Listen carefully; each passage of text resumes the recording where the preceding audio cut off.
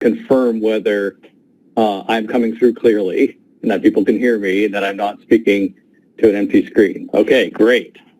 So thank you very much. Please consider this an official calling to order of the first meeting of the Advisory Committee on Evidence, the Advisory Committee on Data for Evidence Building. Sorry about that. First, I know many of you. I know many of you probably in the audience and the stakeholders, but to those of you who don't know who I am, I'm Don Mancini. I'm the Permanent Deputy Administrator of the Office of Management and Budget, Office of Information and Regulatory Affairs, and I'm also currently the Acting Chief Statistician of the United States. And in that role, I am chairing this committee.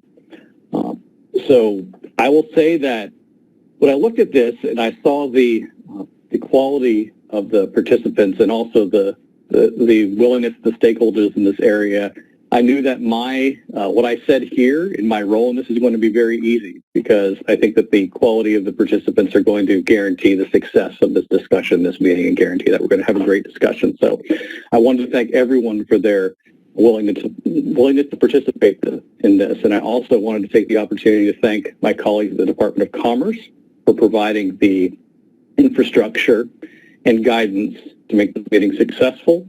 I wanted to thank all of the panelists for their willingness to take time out of their busy days to participate in this on behalf of the federal government and help the Office of Management and Budget understand the needs of this community.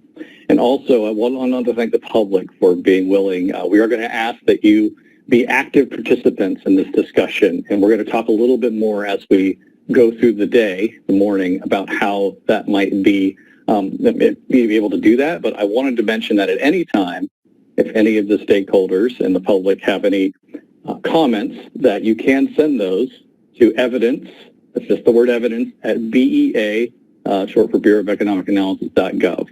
So there you go. That is one place that you can guarantee that you can provide us input, and there will be other opportunities to provide us input as well.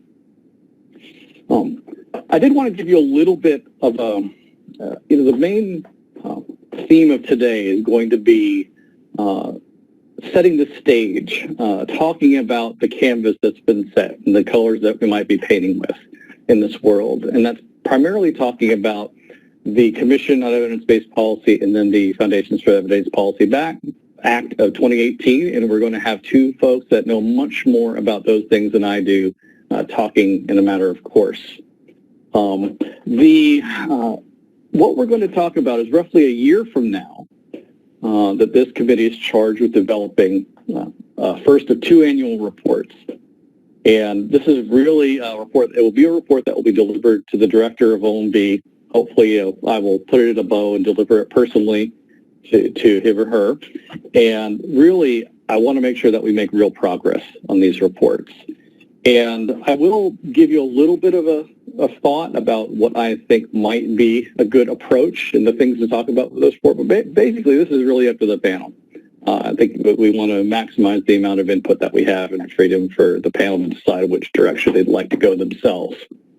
A couple things. First, just as we're hopefully having a smooth virtual meeting today, which I'm confident that we will, we also a lot of agencies and state and local governments in the private sector have really by necessity, including having to deal with the pandemic, have really started and continue to innovate in this area. So this is the ability to link data and to think about the needs and to think about building evidence for the government and working in an electronic environment more smoothly is maybe not in spite of the pandemic, but hopefully a little bit because of that. Another point is, I mentioned this before, a lot of activities already go underway. There's a law that created this committee, and obviously when there's a law, we have to comply, but there's also a really compelling and bipartisan public need identified for producing better evidence and better linkages between that evidence from different sources. We do have a significant overlap, and many of you, I'm sure, have been more involved than I have been in this world to date, and several of you participated in the previous commission.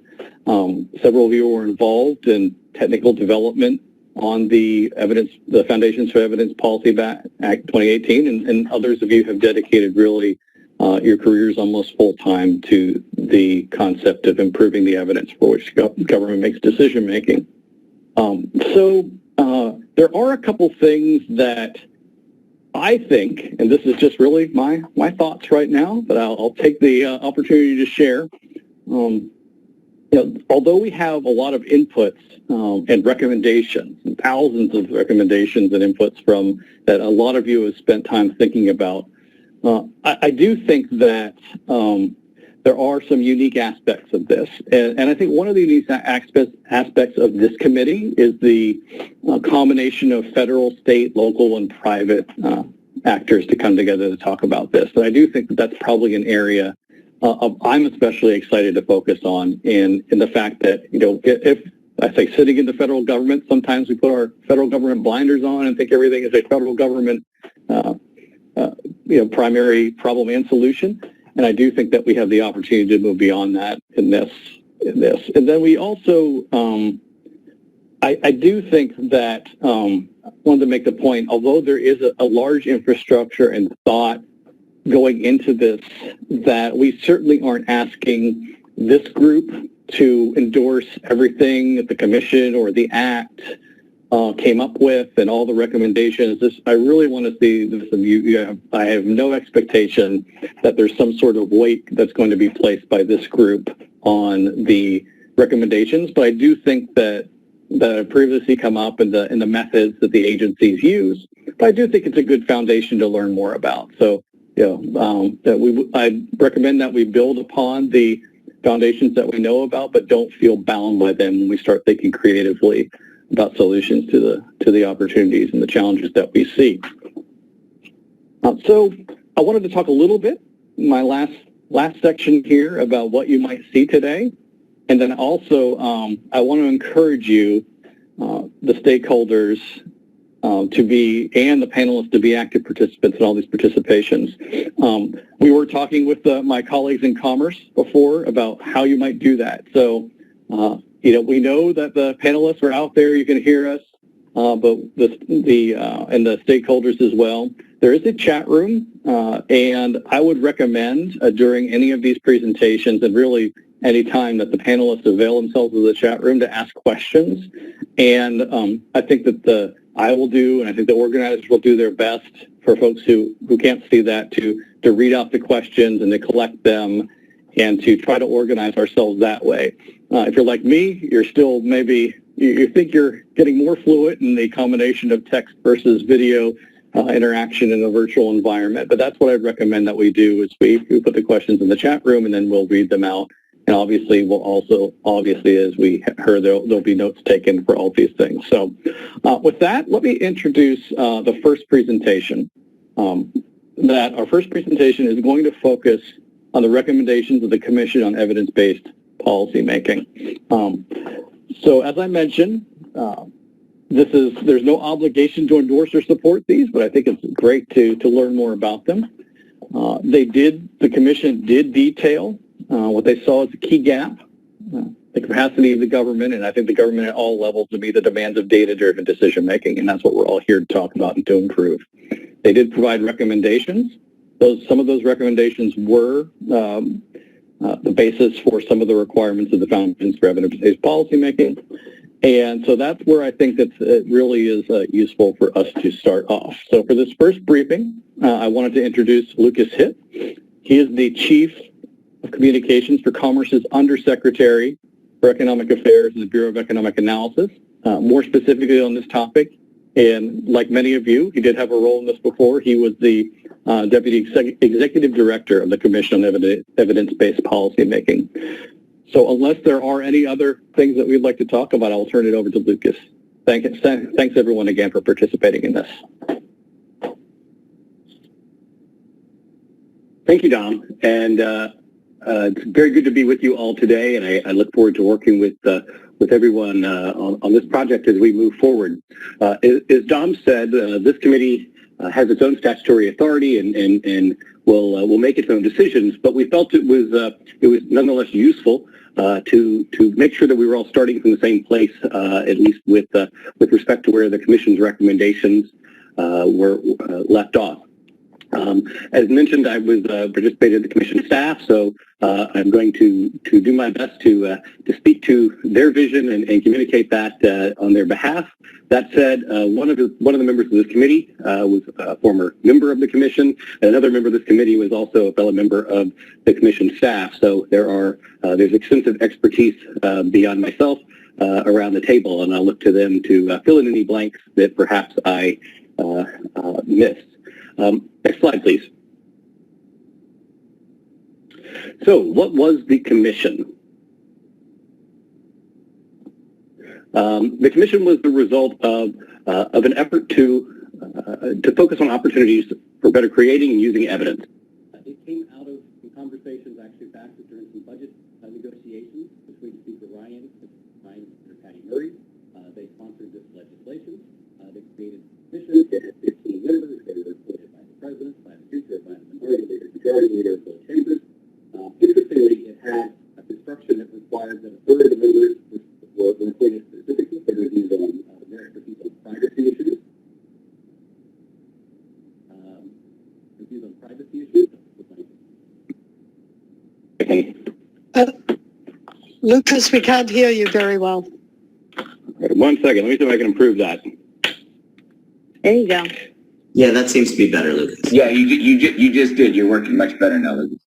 Let's see. Is that better? Yes. All right. Sorry about that.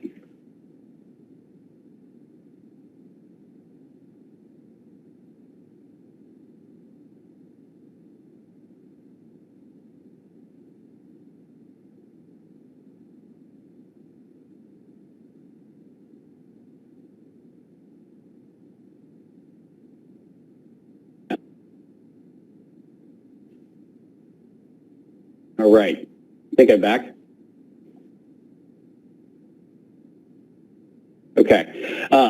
So as I was saying, what is the commission? The commission was intended to bring together a variety of folks who were ultimately appointed by the President and the Speaker, the majority and minority leaders of both chambers.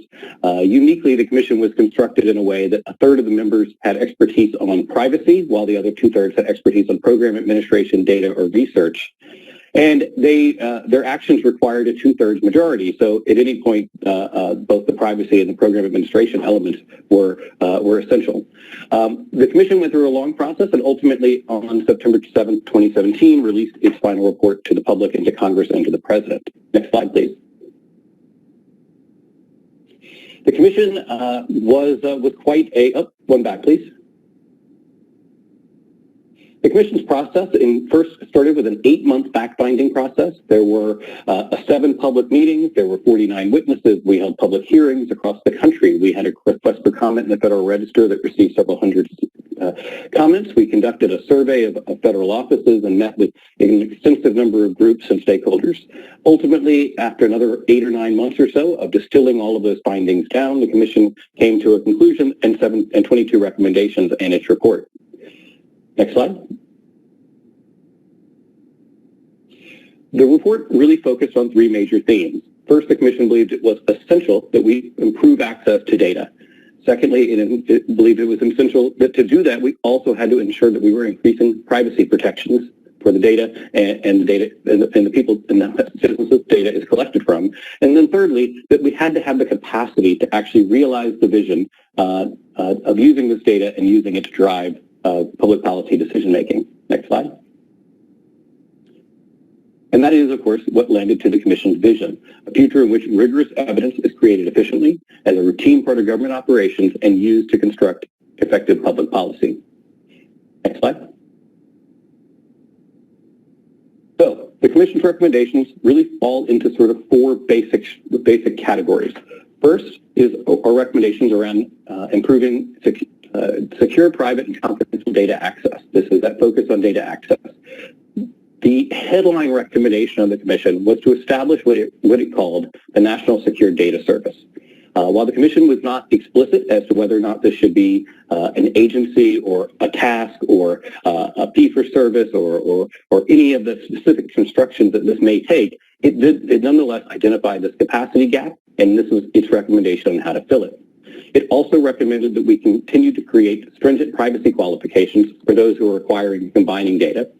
that we review and revise the laws that authorize federal data collection and use to ensure that there is a consistent set of limited access controls to survey and administrative data that nonetheless make it possible under strict privacy controls.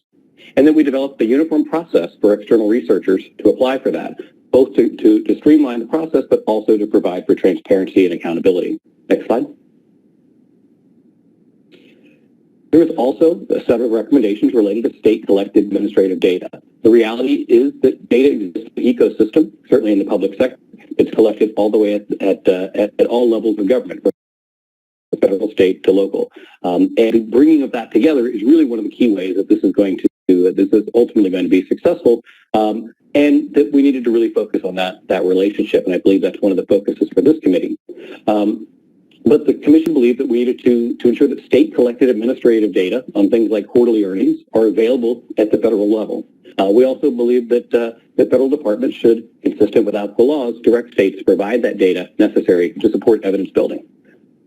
Next slide. The Commission also had a series of recommendations to modernize data protection. It believed we needed to focus on ensuring comprehensive assessments of the identification of confidential data. It believed that we needed to adopt modern privacy-enhancing technologies for confidential data. It believed that we needed to have senior officials responsible for things like data access and data stewardship at every government agency. And it believed that we needed to codify the policies for maintaining integrity and objectivity of federal statistics in law so that they were transparent and always clear. Next slide. And then finally, the Commission also had a series of recommendations related to the federal capacity for evidence building. It recommended the creation of a chief evaluation officer in every department. It recommended the creation of learning agendas in every department, of improving the coordination of government-wide evidence building through OMB and cross-government collaboration, an alignment of administrative processes with evidence building activities, such as procurement and personnel issues, and also that we ensure that sufficient resources are available to support these evidence building activities. These are the main four buckets that a lot of these recommendations fall into. In the next presentation, we're going to focus more on the Evidence Act, which implemented in full or in part about half of these recommendations.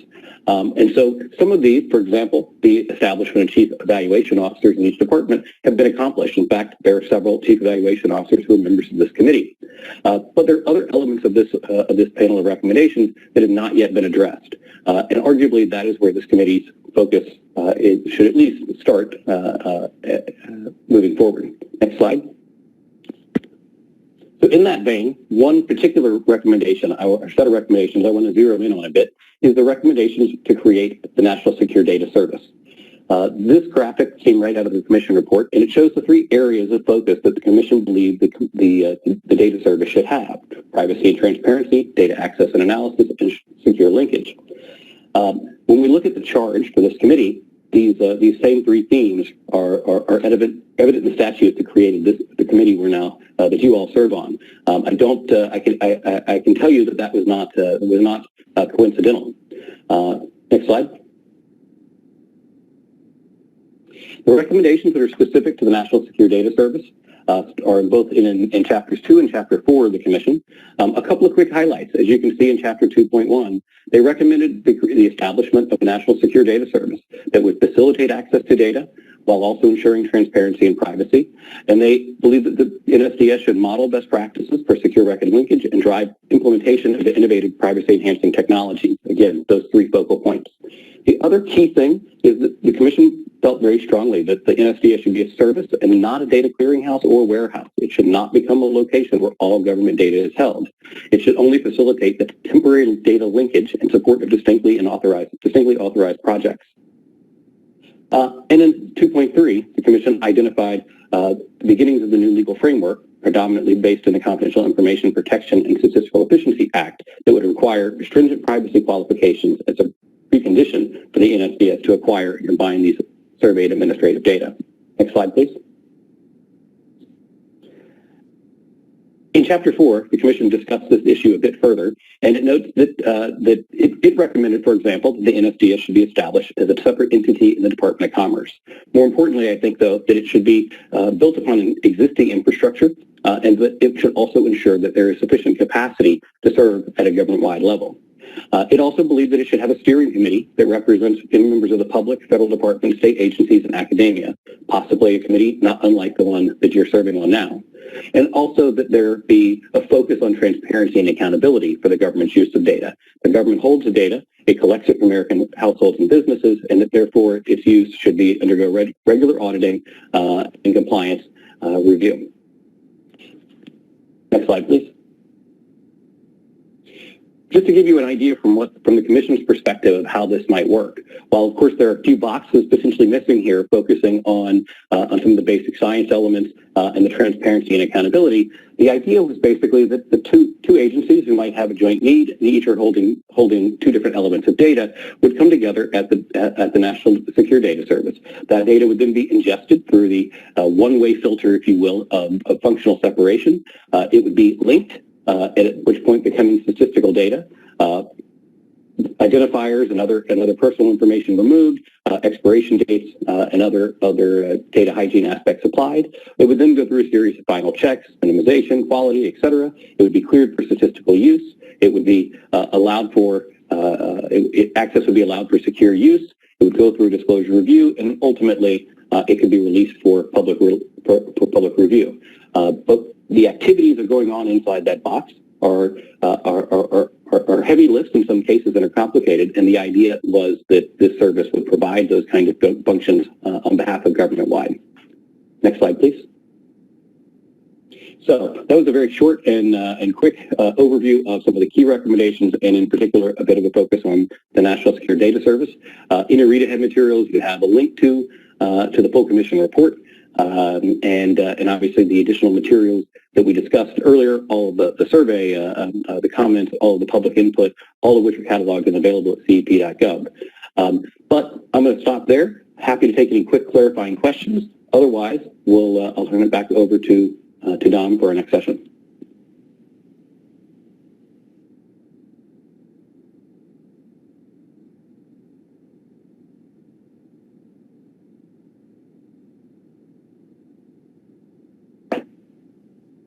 Thank you, Lucas. Are there any thoughts or questions? We're going significantly faster than we expected to go, and I'm sure that no one will object to that. I just wanted to give the opportunity, since we do have some time, to see if there are any clarifying questions, including in person or in the chat with the panelists. Give you about 10 seconds or so.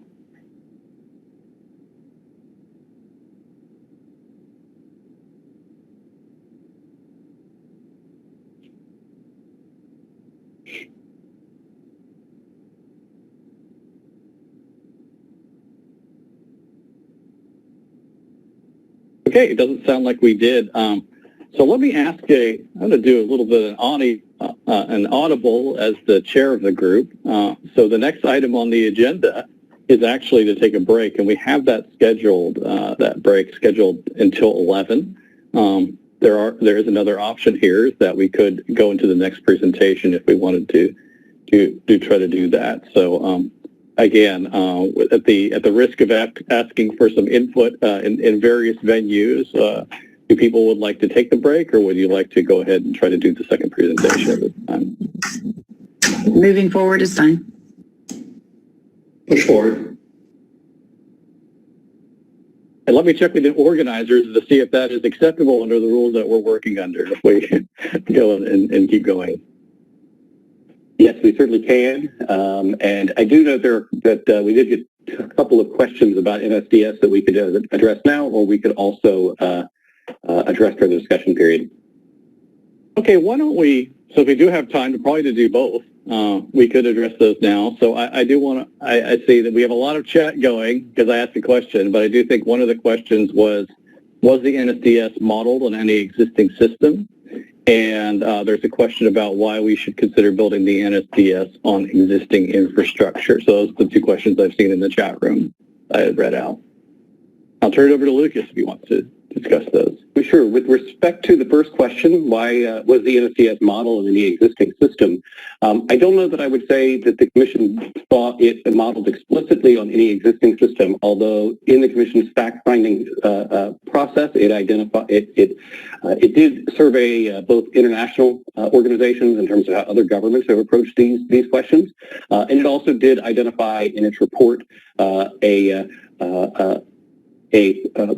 program at the Census Bureau, CARA, that would that did a very similar sort of approach to this, although maybe at a smaller scale, and it did in fact recommend that such that may be something that would be identified as scalable.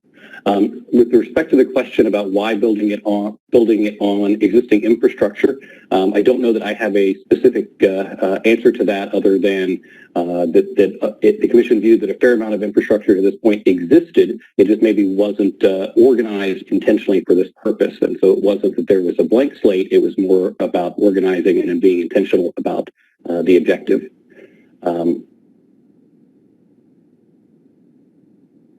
So this is Julia Lane. I guess I have a question about this since it's been raised, and Amy can speak more to this issue, but the infrastructure at the Census Bureau when the report was established was CARA, but that's since been dismantled, and Amy can speak to that. My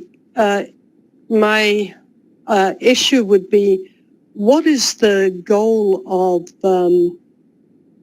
building the infrastructure? My experience has been that a lot of the value proposition for state agents, for federal agencies, has been to inform the decision making at the state level as well, and that the states, they're the ones who collect the data, they're the ones who understand the data, they're the ones who understand the value of delivering policy at the local level, and that's not necessarily a function that is best served at the centralized level. So that would be my concern. And quickly tagging into what Julia was just saying, having served in a role where I was asking state and local governments to send their data up to a federal unit for the sort of data minimization and linkage and documentation, that is a request that was often met with reluctance or a firm no.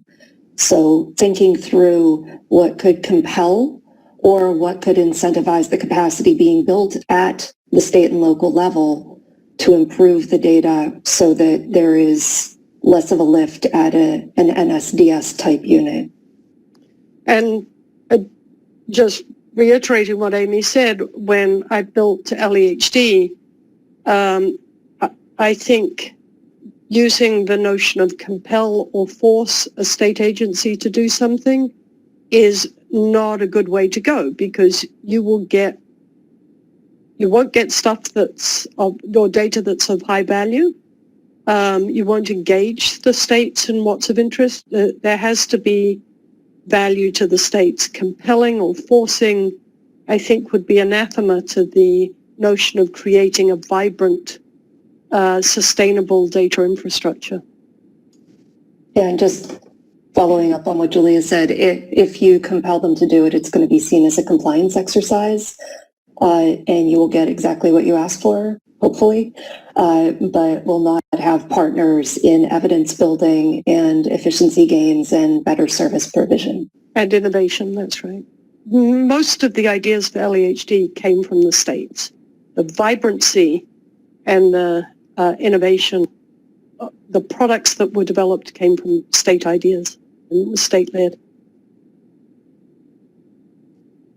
Well, I will say, this is Dom, I will say that a couple of things. One, I think that is absolutely the unique value of this group, a combination of federal and local and private and state experts. And I also will say that this is actually one of the reasons why this is a committee that has a charge are issues such as this. There was a fairly detailed infrastructure discussion of what an NSDS might look like. But I think that there's a recognition that we have a lot of questions we need to answer about the scope and the policy around how that would be utilized. And I think one of the interactions between the state and federal government, as you know, United States, it's often a very fraught discussion. And I think that would be a wonderful thing for this committee to take a deep dive on as we start our discussions. Now, I will also recognize that Nick has his hand raised in the chat room. So I'll Nick Hart, if you'd like to say something. Yeah, thanks, Tom. Lucas, thanks for the overview. I wanted to maybe add something based on Julia and Amy's comments. And in full disclosure for the committee, I was the policy and research director for the commission. And I guess I would encourage our committee to bear in mind that when the commission put out its report, it was back in 2017. And we find ourselves in a very different state of the world today than what the commission experienced even just a few short years ago. So this is a really helpful, constructive, and fabulous starting point for the work that this committee will do. But we'll hear from Shelley talk in just a bit about the Evidence Act. And when the commission was putting out its report, it didn't know that the Evidence Act was going to move in exactly the construct that it would. In fact, the commission didn't even envision that this committee would be part of the enterprise, because this committee actually wasn't officially one of the full recommendations of the commission. It was changed as part of the congressional dialogue and adapted in some constructive ways to think more about implementation. So I think we have a real opportunity to not just build on the commission's lens as it was back in 2017 and when it was doing its fact-finding, but also incorporate some of the things that are now in place in the legal construct, but with this broader state of what's happening in the world and the need for rapid decision-making that requires us to have, at an applied level, better linking capabilities than we currently have. And the last thing I'll say is we also didn't know when the commission was doing its report that CARA at the Census Bureau would not exist. The commission actually recommended that CARA continue and basically build its operations that were happening at the time. So I think in many ways that's a disappointment that enterprise doesn't exist as something that we could build upon. But again, that's an opportunity that we can discuss more. So I'll stop there. Okay, great. Thanks, Nick. I see that Ken Troska is hand raised in the chat room. And maybe as the one of the commissioners on the panel, maybe give you a little bit about what we were thinking as well at the time. Both Julia's and Amy's concerns are legitimate and things that we need to take into account, and certainly are things to think about in structuring whatever structure we come up with. We had, on the commission, we had extensive discussions about those concerns. And I guess part of what we were trying to balance is, in some sense, we agree you need to provide incentives for the states to cooperate, and what's the best way to do that? I don't know that the idea of we didn't land on compelling or forcing language, although we were interested in providing the strongest language possible to ensure that states would participate. I think the idea behind a central service was that, again, this is a service as part of one of its main functions is to ensure that the cost to any entity, including state governments, federal agencies, to access other data and researchers accessing other data was to try to minimize those costs on the individual who's trying to achieve it. So the data, part of what the data service would do is ensure that we had the legal infrastructure in place so that a state could combine their data with federal data, which is sometimes often useful in formulating policies at the state level, to conduct the necessary analysis that would be needed to support some additional policies. Again, also for a researcher standpoint, to be able to access easily in some sense one application type. This is what I have in mind, and that single application would allow them to access data from multiple states and perhaps multiple federal agencies without having to go to each state and each agency to try to, and lawyers involved in all of them to try to set that up. So, I mean, I think it was trying to balance the two issues of how do we get everybody involved and make sure that they can participate and keep it flexible enough, but have enough infrastructure that, again, would also minimize the cost of combining data from a variety of different sources, both federal and state, which seems so key to conducting good research. So, it's a tough question, and I'm not going to say we got it right. And as Nick has indicated, things have changed since the Commission's report. But this is a key, as Julie and Amy have pointed out, this is a key issue that we're going to struggle with. And I think the things that they've said are things that we need to keep in mind, but also trying to find ways to sort of keep everybody involved, but to minimize, to have a central authority involved in the ones that are trying to coordinate all these activities, I think is potentially something that's important. Okay, great. Thank you. I see Anna had her hand raised, and I would say that I should have said this before. I think it would be great for the stakeholders participating if first time that everyone speaks, maybe introduce themselves a little bit and say where they are from their perspective. So just wanted to add that as a recommendation. Well, thank you very much, Dominic. I'm Anna Hugh. I'm the director of the Missouri Department of Labor and Industrial Relations. And, I think in the discussions today, it's become very evident what we all want to support the efforts that have come through the recommendations on the commission, right? And that the work that we're going to be doing is really about, how do we utilize these resources that are dispersed so broadly across the country and at so many different levels, whether it's at the federal, state, or local level. But we know as those who have to deal with the folks who are on the ground in our states and in our local communities, having good, solid data and reliable quality data is super important in terms of, again, the day-to-day activities that we have to deal with here.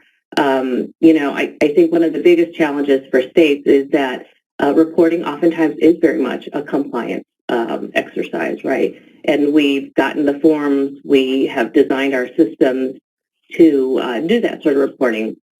But we really have kind of missed the point in terms of connecting the why, like why it's important that this sort of data is being reported out. How is it going to make a difference both at the state and local level and then on the national level? And I think my other state colleagues could probably chime in on this as well, is that we oftentimes don't do a good job within our own organizations of talking to our frontline staff, who are often the data collectors and the primary points of contact with the public in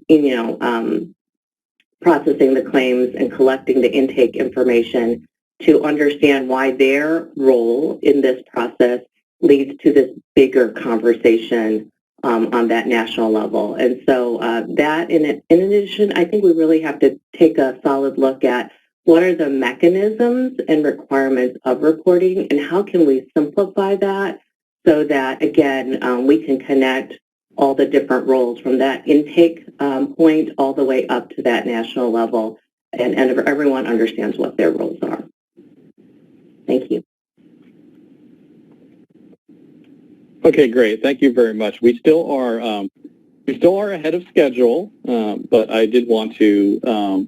I do think that we will have more time for discussion of this and other issues. I think it's a wonderful discussion to have. I would like to propose, though, that we, since things folks wanted to try to power through to the second presentation before the break, why don't we go ahead and try to do that without objection, and then we can maybe yes. I see Kimberly has her hand up. Okay, I'm sorry. So, Kimberly, I would think one last question, and then Sure. we can move to the next presentation. Sure, not a question. Kimberly Murnix, I'm the Director of the Office of Budget Management for the state of Ohio, and I just wanted to concur with Anna's comments that too often, just the active reporting, the compliance aspect of reporting seems to be the objective, and simplifying that process and really only collecting the data that is actually necessary to build knowledge, to build evidence, would really help us drill down to the why. And I think a comprehensive review of all of the procedures, all of the systems, bringing together a more systemized approach to that would be really helpful for the states and then for all of our local partners who are often on the front lines of the actual gathering of the data. So just concur with the comments so far and add another state perspective. Thank you. Great, thanks. If folks know a little bit about OIRA's day job under the Paperwork Reduction Act, I think that we probably are very well known for asking the agencies to only collect the data that has practical utility, as we say. So I think you definitely have a fellow traveler in that point, O&B. But I did want to maybe to a fault, according to some people on the panel or the stakeholders, but that is the reality. So anyway, so why don't I turn it over, and then we'll figure out what kind of break that we want to take after that. To the as you know, once the commission published its report, this was something that really was embraced by former Speaker Paul Ryan and Senator Patty Murray, and they introduced the Foundations for Evidence-Based Policy Act. It did what we feel maybe address roughly half of the recommendations of the commission, and it does create an important set of new authorities and responsibilities. It's for federal agencies primarily. So I wanted to, after that was signed in early 2019, I'll just spend a really very brief overview, and Shelley will get into the specifics. The law, and really we provide our reasons for being from, is that one, it just recognizes a few things. As federal government, federal government, state, local, really all of society, data is the new currency, and we need more of it. We do need more evidence to help improve our decision-making, whatever that decision-making is. We'll all clearly recognize that. I think it's very important and interesting to see that it was a very bipartisan effort. It was maybe one of the most and least contentious, most bipartisan efforts I think that came through the Congress in the last few years. And so I think that really is important to know that regardless of your policy desires or outcomes, the desire to have evidence behind those decisions is fairly universal. It did, as we've already discussed, it did recognize that infrastructure does exist in this world, but as we've already said several times, this committee shouldn't be bound, should be informed by, but not bound by the fact that many agencies, including the statistical agencies, have actually really started to stretch in this area, and we have been emphasizing this in OIRA and the Chief Statistician's Office for the last few years, is figuring out how to build our evidence infrastructure. That said, we know that we're not there yet. And the last thing I would is just reiterate, because this was in my notes before, but I'm glad that so many people talked about it. I do think one of the areas that hasn't fully addressed, even the law, is that the interplay within state and local governments, the data holding of the private sector and the federal, what we, the federal government, require versus encourage, and just the relationship, let's say almost the contract in the area of federalism between the data of the state, the responsibilities of the state and the federal government. Again, already talked about them a bit. Seems like a wonderful thing for this committee to do a deep dive on. And so with that, I'm going to turn over to my colleague, Shelley Martinez from OMB.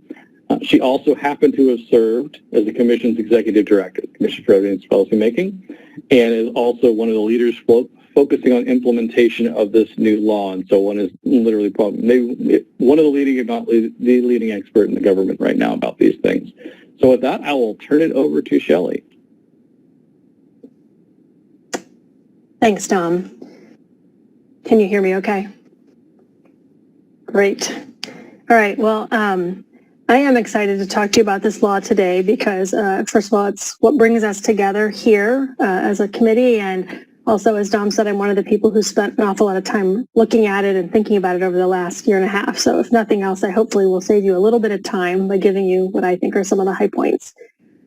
Next slide, please. So this is what Lucas just shared with you. So just to kind of pivot and make explicit that the commission did its work, made recommendations, and those were a significant input to this law, the Foundations for Evidence-Based Policymaking Act of 2018. Next slide. The key thing that I think it's important to know about the relationship between these two efforts is that the Evidence Act, which is what we have called this bill for short, is was explicitly designed, as Dom said, to implement some of the recommendations of the commission. I would say the first set, and in creating this committee was creating a way to consider the second set. Lots of members, the federal members of this committee, are involved in implementing provisions of one title or another of the law as part of their day jobs. So what I'm going to be giving you is really high level, but we'll just kind of give you the big picture, whereas I know each of them will be in a position to kind of drill down later on some of the particulars within each of the three titles that you see mentioned at the bottom of this slide. Next slide, please.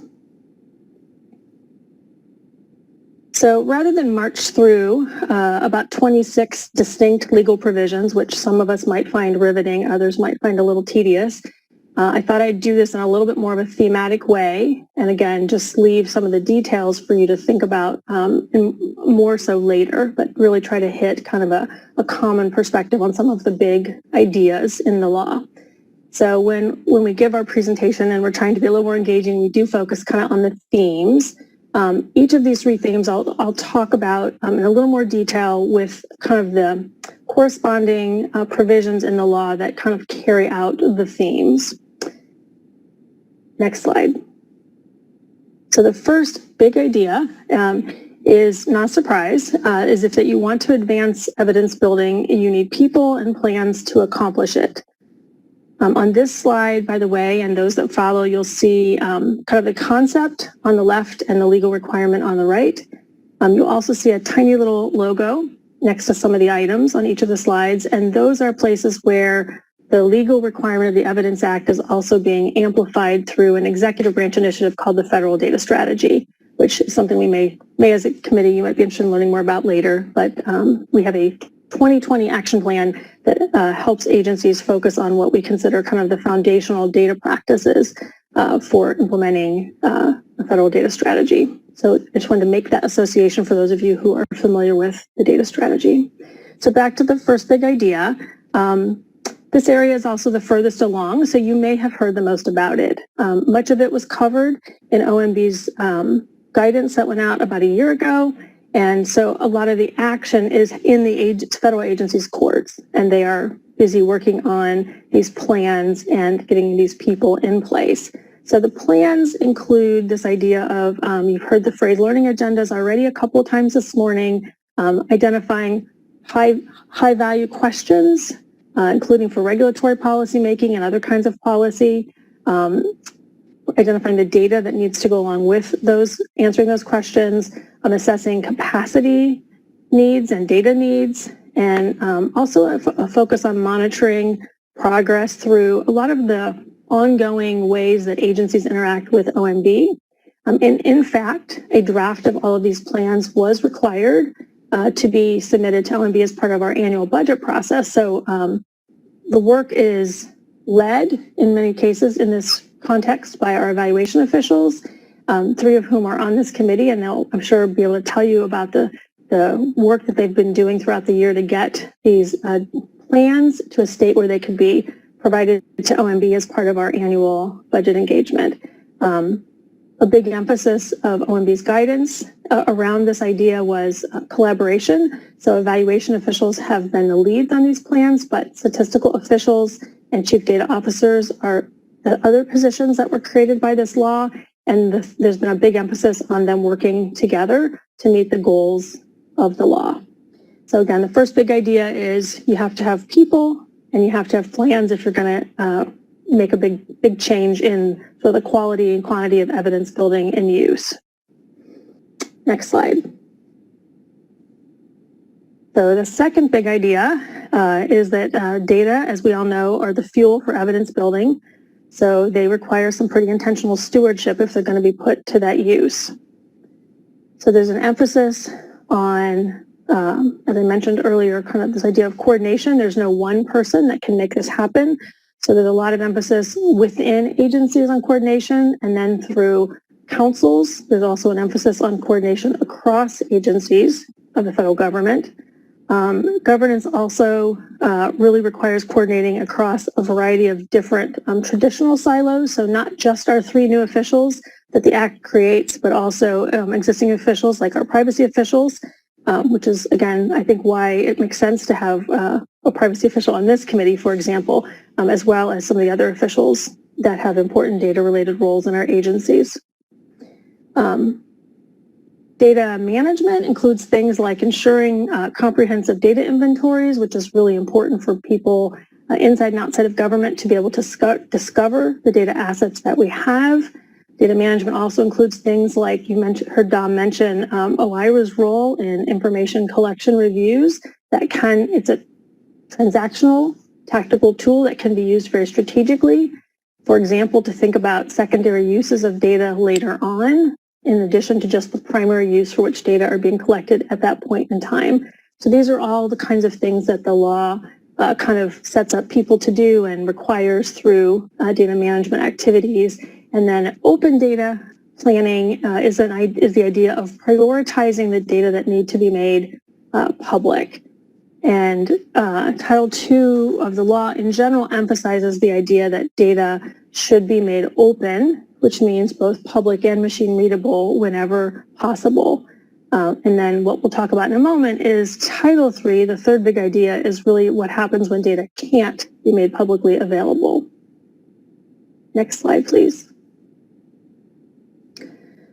So the third big idea is that much of the data that's needed for evidence building, I think it's been implicit in a number of the comments already this morning, a lot of the data needed for evidence building is going to be restricted data, very appropriately so, data that has a lot of identifiers and a lot of sensitivity, may have been collected under a promise of privacy or confidentiality from individuals, households, or companies, for example.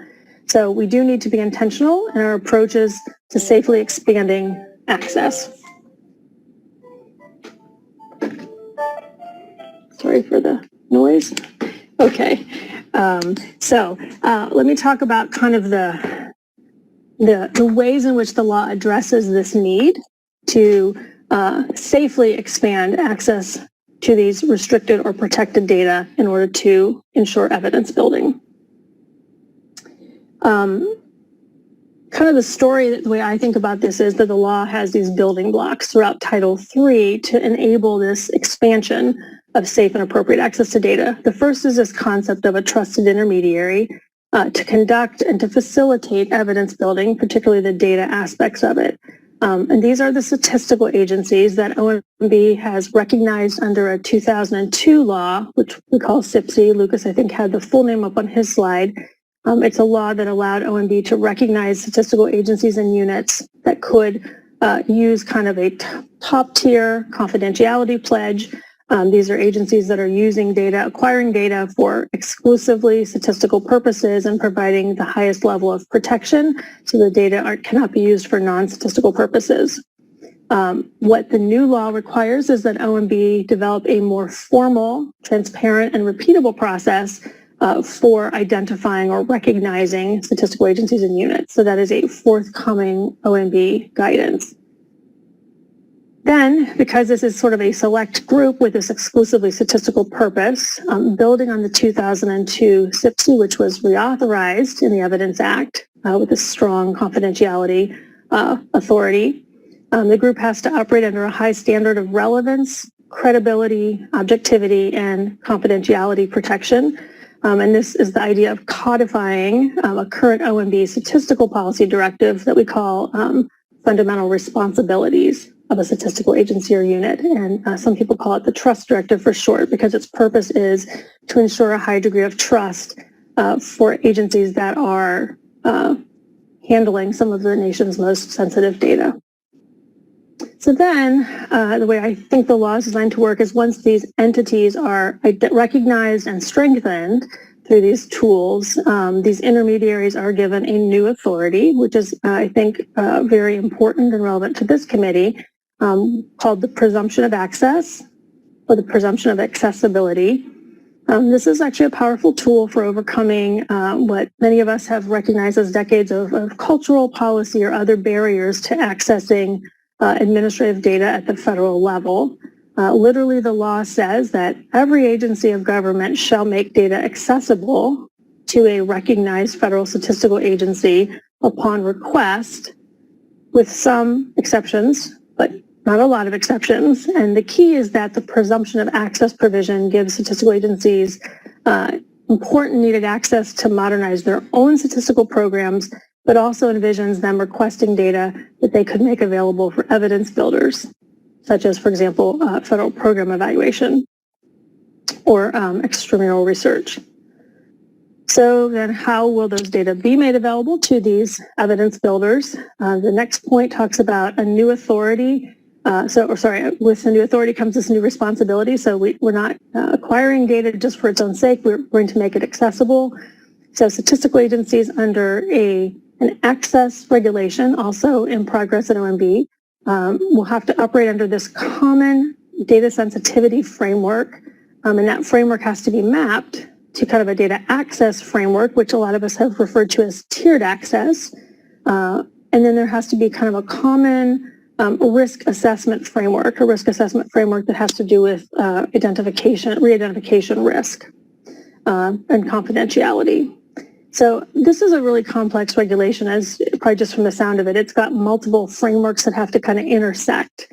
And a lot of folks are giving a lot of thought to the best way to proceed with that regulation. But its purpose is to shift data from the extremes, if you will, neither too much in the public domain that can't be appropriately protected, or too much that's sort of locked down in enclaves where very few people can afford the time or funding to get access to those data for evidence building. So that's the concept of having these middle tiers of access that are hopefully a little bit less sensitive data, but a little bit more readily accessible.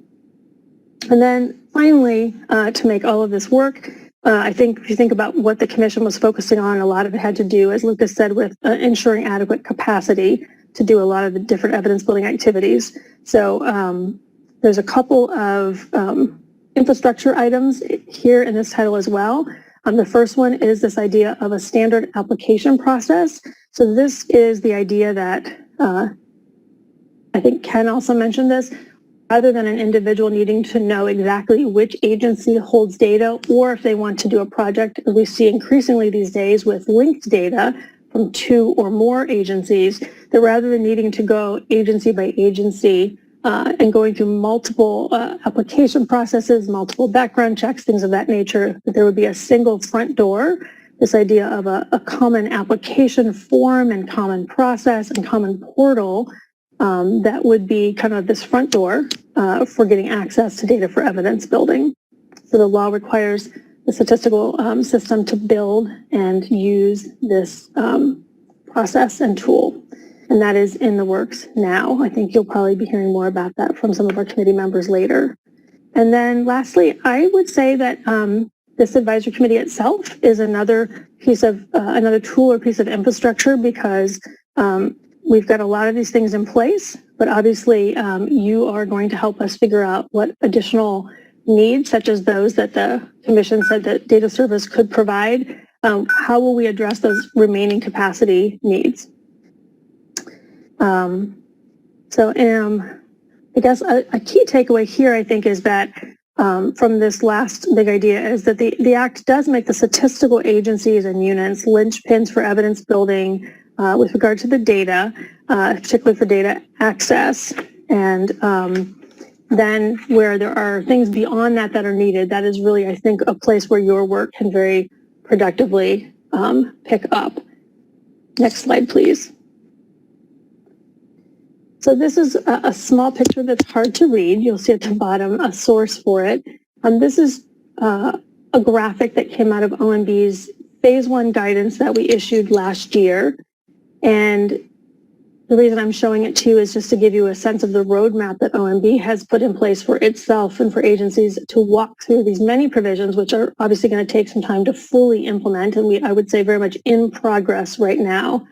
So phase one guidance, as I mentioned, we did release about a little over a year ago, and it did cover the people and the plans.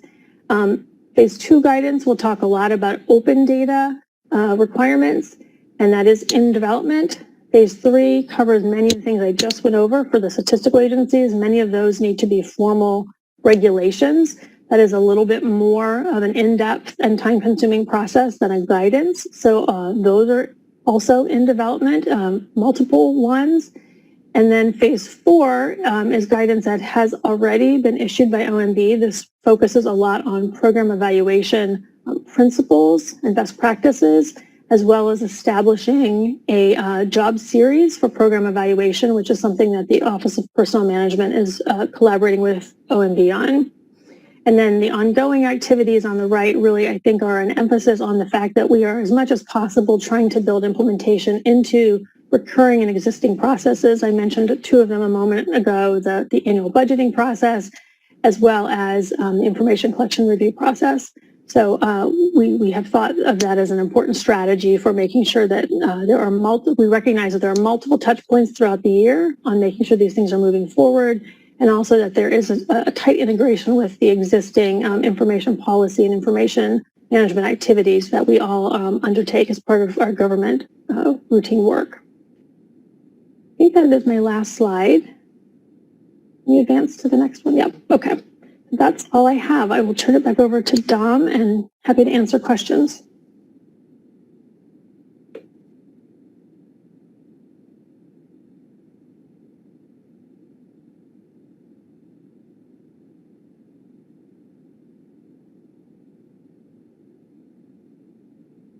I think you're on mute. So maybe I'll jump in with a question. Dom, you're on mute, sorry. Yeah. Ellie, I'm wondering if you could, you mentioned the phase two and phase three guidance from OMB, and it seems that both have some implications for the work of this committee, especially the SIPC provisions that you were describing require regulations or guidance from OMB. Is there anything you can say about the timing, especially as this committee plans its own work over the next couple of years? How should we think about ensuring that those aspects of the new privacy authorities and the data sharing capabilities are integrated effectively in our own work? Okay, thanks, Nick. This is Don. I'm sorry I was on mute. That's always happens. I was actually, I don't know if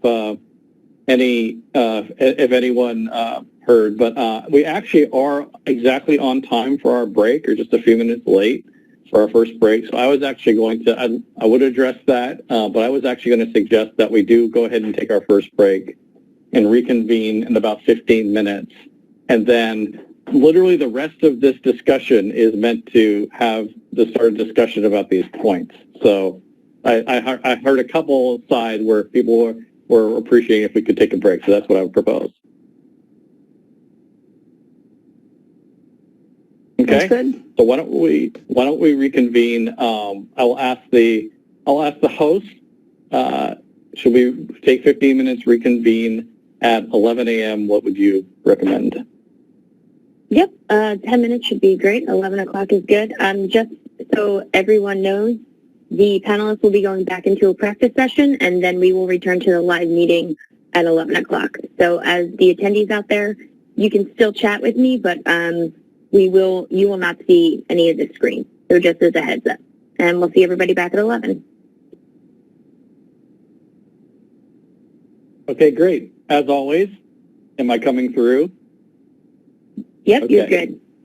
Okay, thank you. Thanks, everyone. Hopefully a good short break to refresh. And I'd like to thank again everyone's participation for this. And I do want to thank both Lucas and Shelley for providing an important background, and also the panelists for jumping into a very good discussion already. We were discussing a little bit in the break that this was, sometimes the first committee meetings can be people feeling things out, but I think we jumped right in and had a great discussion of a few important items immediately. I will take the opportunity as chair to answer the next question in a minute or ask Shelley to, but I also wanted to maybe we do have a little bit more time than we may have expected for discussion, but I do want to propose an approach going forward, and that I think that it would be good to use this opportunity to identify topics for discussion. Of course, we can have some discussion around them, and I think we have time for that, but I do want to occasionally take the prerogative to say, okay, let's identify this as a topic, but maybe move on to something else for further discussion so we can identify as many topics as possible. So sometimes call this the parking lot approach, right? Identify the questions, have a little bit of discussion, get them on a list and for follow-up. So, and then also, as always, I mentioned, I think the chat function is working extremely well to the point where a couple times I think it actually went off screen, but I think we did identify all questions raised by the panelists in the chat function for the benefit of the stakeholders, and we'll try to continue to do that. And I think that we also will take the opportunity to discuss, after we have a good full discussion about things, discuss the work plan and the way ahead of the committee. So after we do this, I will probably call time at a certain amount of time, and then I believe that that Lucas will provide us with a short overview of what we're going to do next. So I think this is one where I think that this is really to be the panel's opportunity to identify things. So, but before we get into that, since I did cut Nick Hart's question off about when the timing was, so Shelley, I wanted you to address that as much as we can at this point. Sure. Thanks, Nick, for the question. So there are a lot of different parts to the phase 3, as you noted. I can talk more specifically about some than others.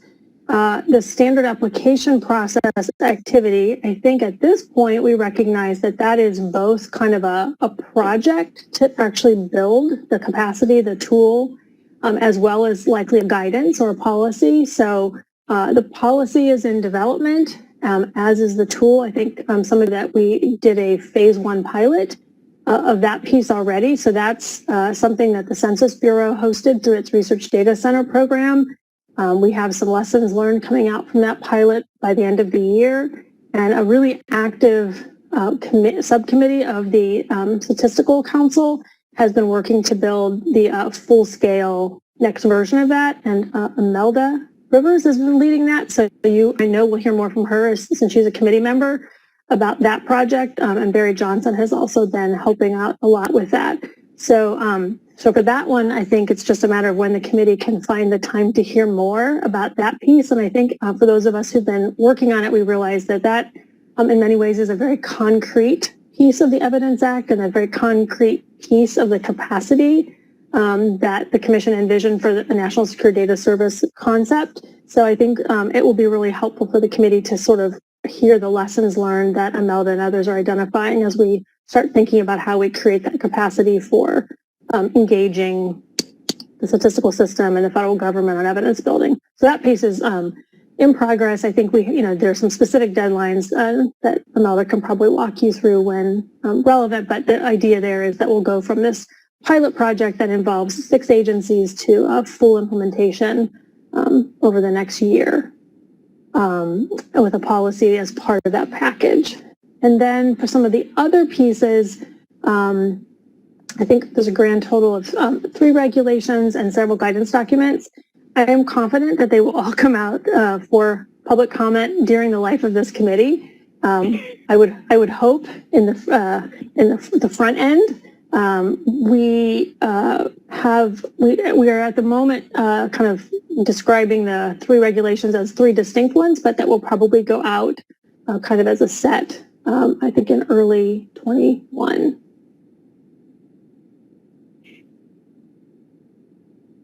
Thank you, Shelley. That was a very appropriately vague and concrete both things. We are working on them, and I'll say, I know this is maybe not as concrete, but to say that I can guarantee we're actively working on discussing them internally, and so these are a priority for us. Okay, so I have to say I will do my best to start identifying particular topics that come up in the chat area, but please, if I miss something or if anyone else wants to jump in, I'd be more than happy for that. I will say I just was doing a very quick skim, and so maybe start the conversation. It looks like tiered access is a lot of folks have been talking about that, and I agree with that, the importance of that, and that will be a key area. So I wanted to maybe start with that topic, and I know there are many subtopics under tiered access, but I wanted to open it up to the group for discussion around that area.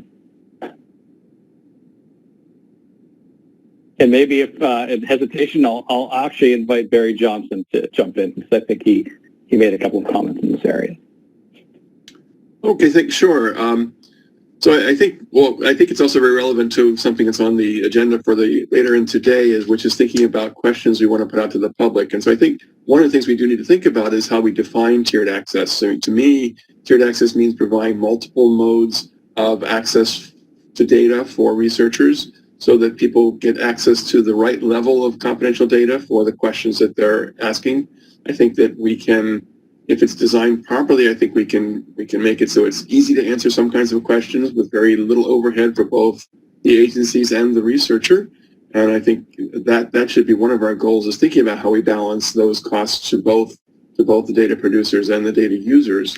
I think that also will solve some of our privacy concerns. So I think, for instance, one of the modes that I'm very interested in, and you'll hear more about from Len Berman later, is synthetic data coupled with a validation server approach. And there are some questions in the proposed question list about that. That's a way of letting people work with data that are good, but maybe not great, to build their programs and start to answer some research questions, but then to access real data once the programs have been designed, to get to validate what the results that they're seeing, or to get final results on which for building evidence and making policy. That could be done in a way that could be relatively low cost to everybody, and I think that's a way of increasing the capacity, given the resources that we have and the privacy concerns we have. So I think and I think there's many other ways of thinking about tiered access, and I think that's an area where I hope we can really dig in and explore what those possibilities are.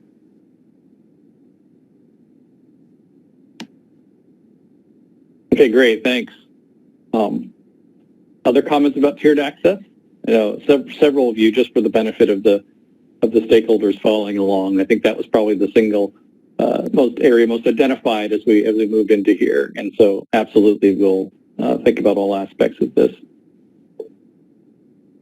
Hi, I'd like to say a few things about tiered access.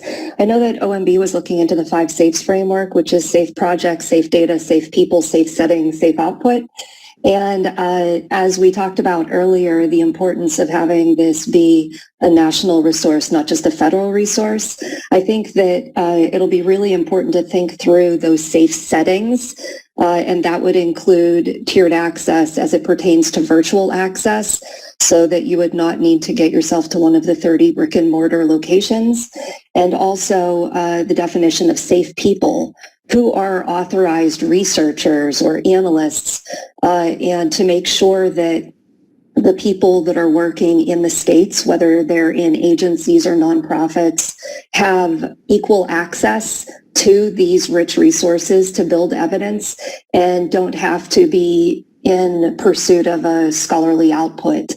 So making sure that there is important measurement and descriptive evidence that needs to be built in addition to causal analyses and hypothesis-driven research.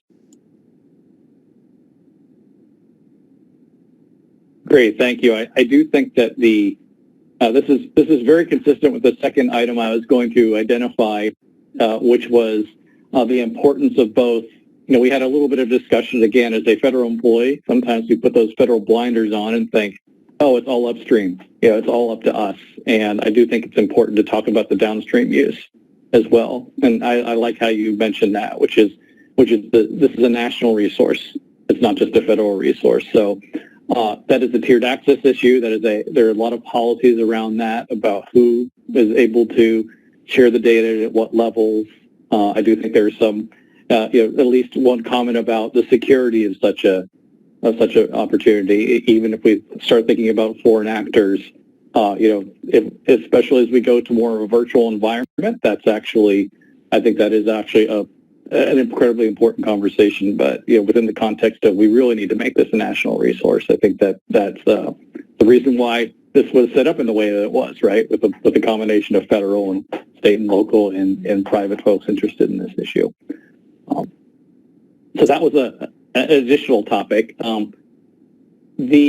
And again, very, very related, and I think a couple folks have talked about security requirements, so I did want to introduce that, and also consistent with what you said. So I know that Greg mentioned that there are some security requirements, and someone else mentioned the need to have some kind of security around who gets access to the data, so I wanted to introduce that topic as well.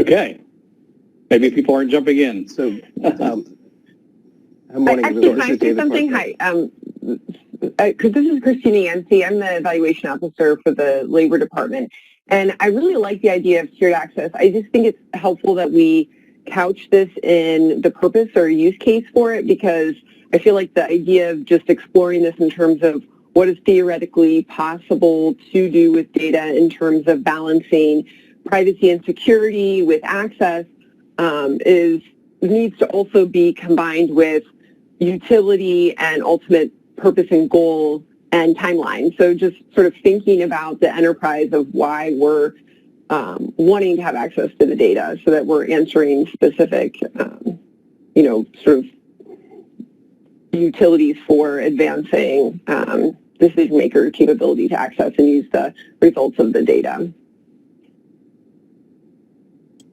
Absolutely. I think it's almost the tautology within OMB that the first question we almost ask is, what problem are you trying to solve? And I actually think that's, we're very much interested in decision-centric data collection and access.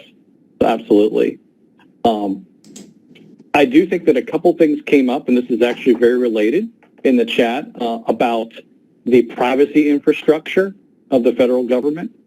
And a couple folks asked about it, and I'm using my economics and econometrics background in case folks don't know my background. Two's a trend is what we used to say. So when I see two comments about something, I'm tending to bring it up. But I did see a couple comments about something, standardization of systems of records notification and privacy impact assessments under the Privacy Act and the Access Act. So I did want to introduce that as a topic and invite folks that are bringing that up as a potential point of discussion and progress to make a comment or two.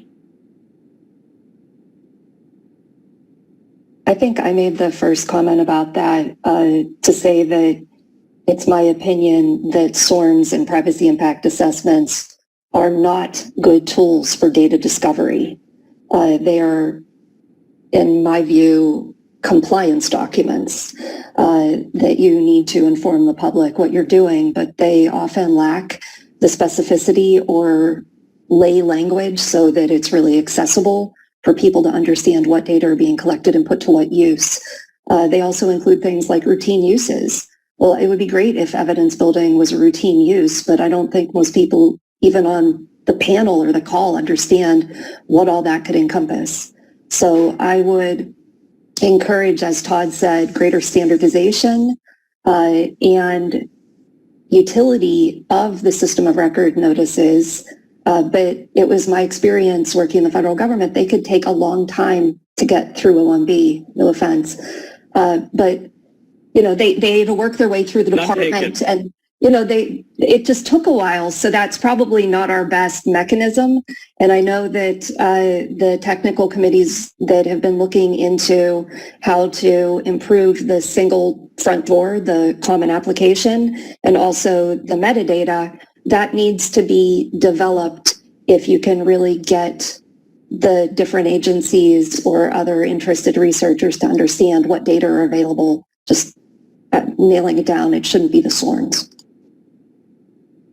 Okay, great. For some stakeholders who aren't fluent in the arcana of the Privacy Act, and this is one of those things throughout this discussion. To be honest with you, like, do we have things now that are primary compliance tools, and they aren't really tools to actually provide the public with useful information? Under the Privacy Act, the privacy branch does live in OIRA, and so say that I actually think we have made a significant amount of progress making sure that these tools, and we have a lot of progress to make, that actually are tools that the public can use to try to understand the uses of their data. When I first got the lecture on the Privacy Act, I think more of a disclosure act, but that's very important. It is that the federal government is going to put your PII to use, and it's not just PIIs, but I'll stipulate the privacy professionals. I know I'm butchering it a little bit and simplifying, but they need to let you know how they're going to use it. And the subject of, that is an interesting topic, whether evidence building can be a routine use. It absolutely is in some, which means, it's a routine use that's identified to the public that may not be actually inside the narrow confines of the collection of the data for the purposes for which it was collected. So we are all for using these tools. That is a conversation that I think is actually good for this committee.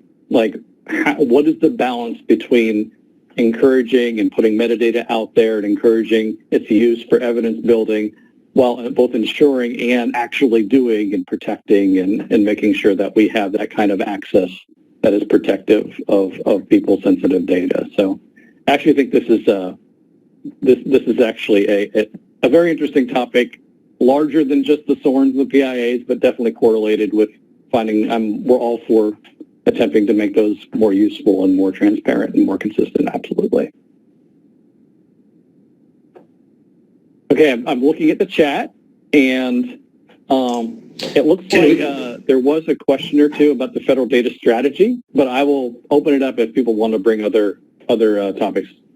If we get right now to like maybe this is Greg for telling it, to the security related question, and like I think a lot of it we're going to be dealing with is the who's going to be able to do these types of analyses. And so I was wondering, I think I kind of put in my chat some of the circle back as I phrased it, right? So there was guidance that was put out in 2007 around CIPSI that it had a mechanism for agencies and units to be recognized as a statistical agency or unit for the purposes of given, I think this mechanism kind of takes on new importance given the presumption of access provision in the Evidence Act, and I think it's related to the NSDS. Is that mechanism still in effect? I think I had kind of heard maybe within the past year that it was being revisited, or there's some new guidance was going to be coming out. Is that still active?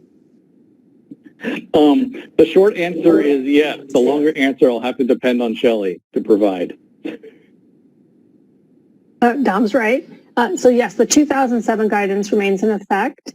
The Evidence Act does require, in effect, requires OMB to reissue that guidance with additional specificity.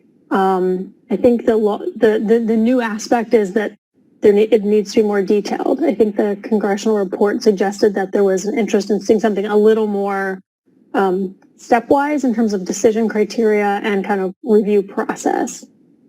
So we would that is part of the package of things that's being revisited right now. And I agree with you, Greg. It's very relevant to the presumption of access, because that would be a primary reason that some not currently recognized agencies and units would be interested in being recognized by OMB. Thanks, Shelley. And I did get, I didn't want to, I'm not changing the topic, but I will, I did get some questions in the panel about, whenever we use acronyms, don't assume that everyone knows what they are, even in the panel and with the stakeholders. And so I do think that maybe this is both a substantive, also as a transparency issue. For instance, systems of records notifications under the Privacy Act are a very specific thing. We talked about what their goals are, but they are very specific, and I understand that not everyone knows it, and I think we have one privacy expert explaining that right now. As someone mentioned, tiered access probably means different things to different people as well. So maybe, just for for conversation purposes, we almost have a kind of a language group and talk about kind of common definitions and try to discipline our conversation about some of these concepts that will facilitate discussion. Just putting out there.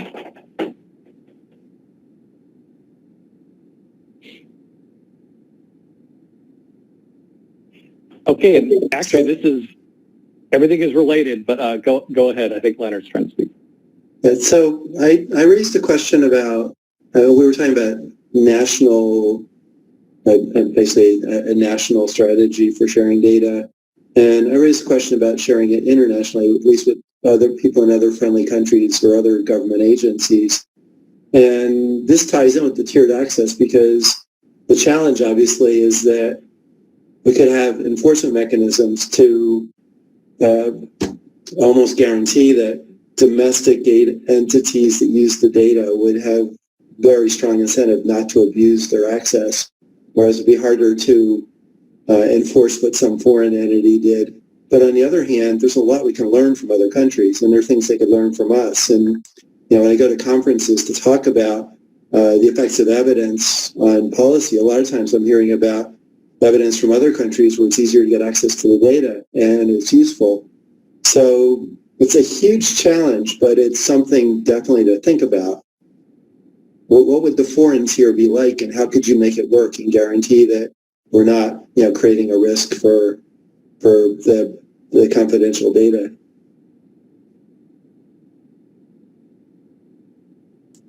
Yeah, I agree. I think that's a great subject to tackle as part of the discussion of tiered access, and I do think that we're probably less able to share than other countries, but I'm sure.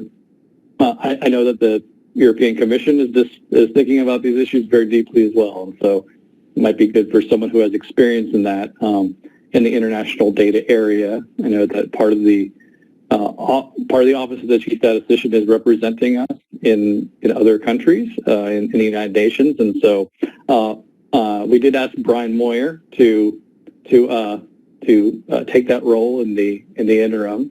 And so I was wondering if Brian had any thoughts about that issue, whether this has come up in the international fora. Thanks, Dom. I would just add that it is indeed a challenge. I would go back to something Shelley said earlier that, and Lucas, I think, mentioned it too, that we learned a lot by looking at our international colleagues in various aspects of this work, and I think it's important to continue to do that. It's obviously a balance when you're talking about this tiered access issue, and I mean I agree. I don't have any answers at the moment, but there's certainly a lot of value there to be exploited. So we'll certainly look more deeply into this as we go forward. And it is a topic on the minds. I mean, I've been asked many times. Is this a possibility? I've been asked by the other participants at OECD and so on. Is there an opportunity for this sort of data access? So something to investigate. Okay, great. I'm trying to go in very rough order here, but we did get a question about the federal data strategy, and there in kind of our philosophy of implementation.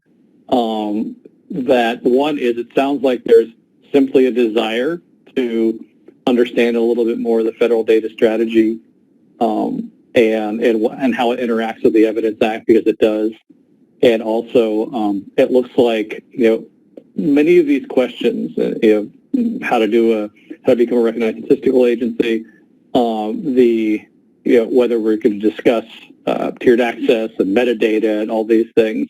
So I don't know if there's anything to actually discuss now specifically about the federal data strategy, but I did, since that was an identified topic, I'd be happy to add that to the list necessary if anyone else has any other views on that.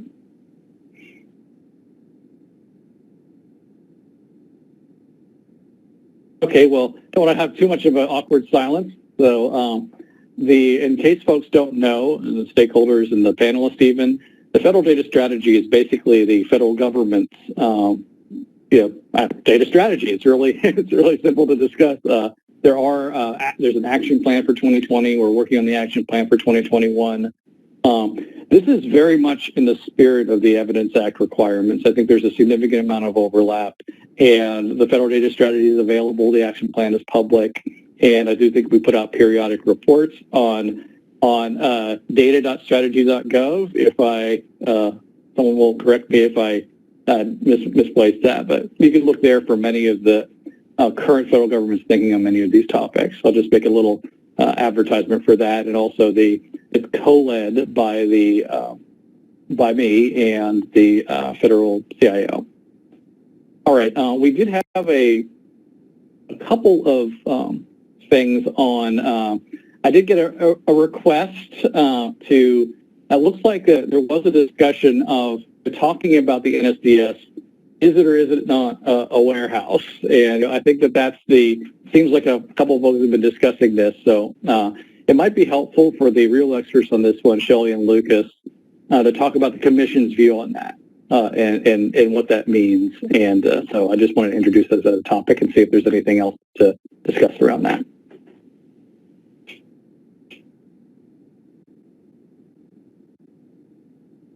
Lucas, would you like me to go first? I can't see. I can go ahead. Okay. And Ken, I'm sure, has thoughts on this as well. So if you were to look in the Commission report, you see a little table that compares sort of a data warehouse with the National Security Data Service proposal, and there's a list of check marks, about 8 check marks down the one column, and I think only 1 check mark in the other column. And it was a visual designed to very specifically contrast the idea of a data warehouse, which the Commission defined as a place where data would be brought in, stored, combined, and kept. A very strong contrast between that and what was being proposed. What was being proposed, I think the word service is kind of important. As we've talked earlier today, the word national was an intentional choice instead of the word federal. So National Security Data Service was really the idea that it was a place or a capacity, a service providing capacity to do a variety of things, including research on these sort of privacy and security enhancing technologies and techniques, allow us to bring data together safely, link them for evidence building purposes, but not adding things kind of into one giant database. So I would say that was probably one of the most important points the Commission wanted to convey, and that was in part because the law that created the Commission specifically asked the question, should a clearinghouse be created? And the Commission wanted to be clear that depending on your definition of clearinghouse, the answer was definitely not, if that meant kind of this single storehouse of data. So I think the question had to do with, the privacy implications of that. I would say that was a critical aspect of the Commission's view of privacy protection, was to not have the service play that role. I think what you'll see in the Evidence Act is, this idea that there are safe ways the data can be brought together. I think the presumption of access provision really builds on this idea that whether it's a data service or an existing SIPC, statistical agency or unit, there are times, I think others in the chat have mentioned, there are times when you do need identifiers. You do need to be able to link data together with identifiers. So, there are times and places where that activity is really appropriate. But it was just the amassing in a kind of an indiscriminate way that was definitely the privacy concern that we very much wanted to amplify. Lucas, let me know if you want to add anything. No, I think you covered it well, Shelley. I think that there was obviously a great deal of concern about just sort of the, I think what it would mean to sort of have a central warehouse from both a technical and just sort of, operational perspective, and also from a practical perspective.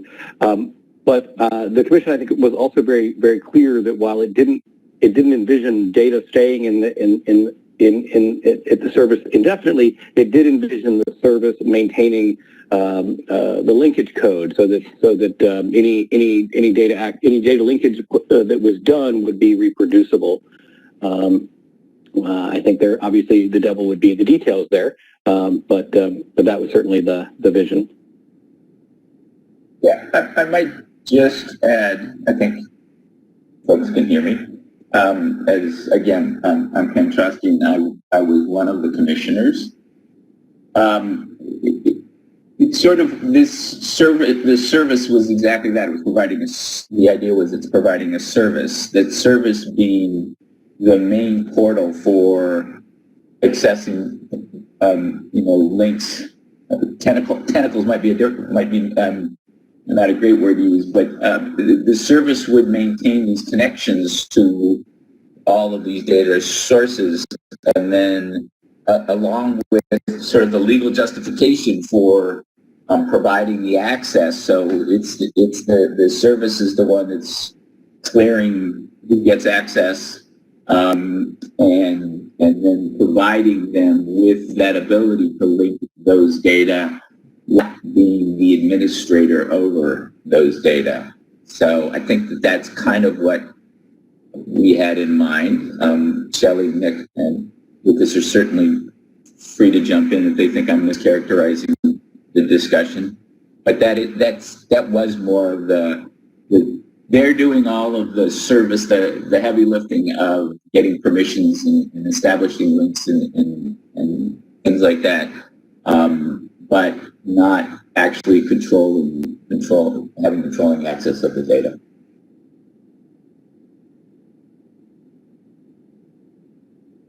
Okay, great. I did want to.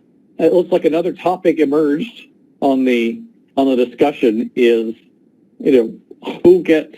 And this is another aspect of tiered access is who gets access, who does the vetting, whether they're a centralized process, centralized procedures. Talking a little bit about the specifics of that. So I did want to at least introduce this as a topic, and it does sound like that.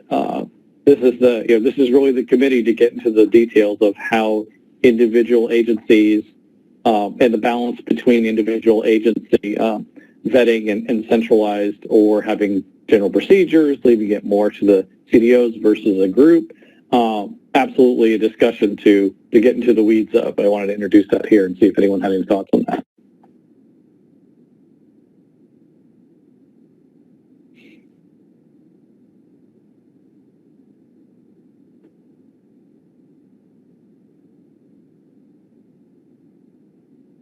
Okay, well, I certainly will track that as a topic for further discussion.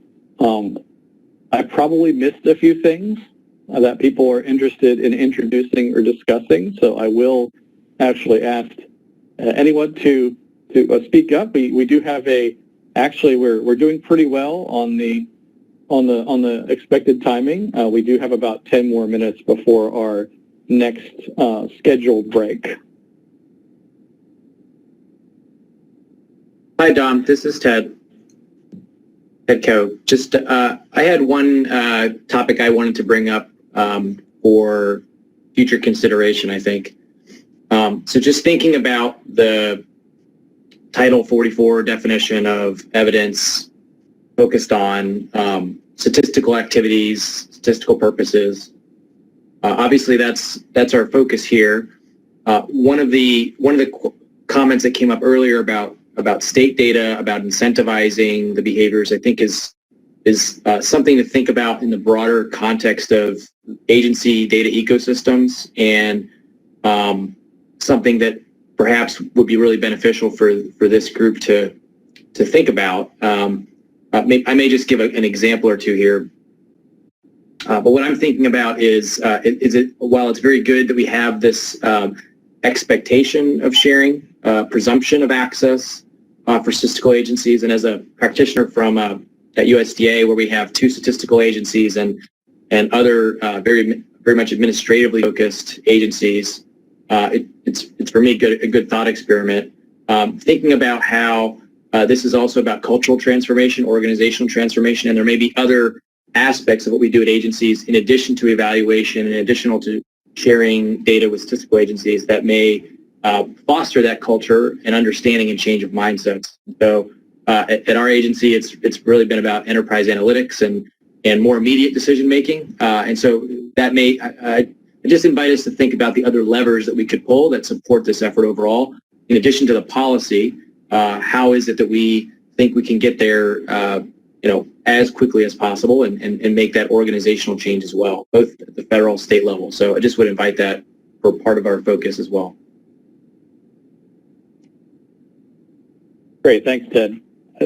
When I think about that as, I didn't make this up, but data being the new currency of, this is information, and just thinking about how organizations need to evolve to acknowledge that reality. It is a wide topic, but maybe within the confines of the service, it would be a great topic to think about how this would meet the needs of the organizations around those areas. And maybe it's a good conversation with regard to the overall federal data strategy in relationship to this group as well. So, thank you. Thanks. And I did say from Todd Richardson, introducing a topic, and this is an interesting aspect. Sometimes, we're talking a lot about how, we need to be careful, and there's often there's a lot of constraints, but how there's also times when individuals are going in like with an explicit knowledge and direction that this data set is designed for matching, right? And I think he's bringing up randomized control trial evaluations, but also in other areas as well. So how do we do, I don't know if it's a fast track or, acknowledge the cases and have as few barriers as possible when we do have that explicit consent. So that's an interesting perspective. I think, again, with the federal, you talk about all the reasons you can't do something, and we also need to think of the ways that we sometimes know that everyone knows that's exactly what we're doing, and how to make sure that's we have the superhighway for that.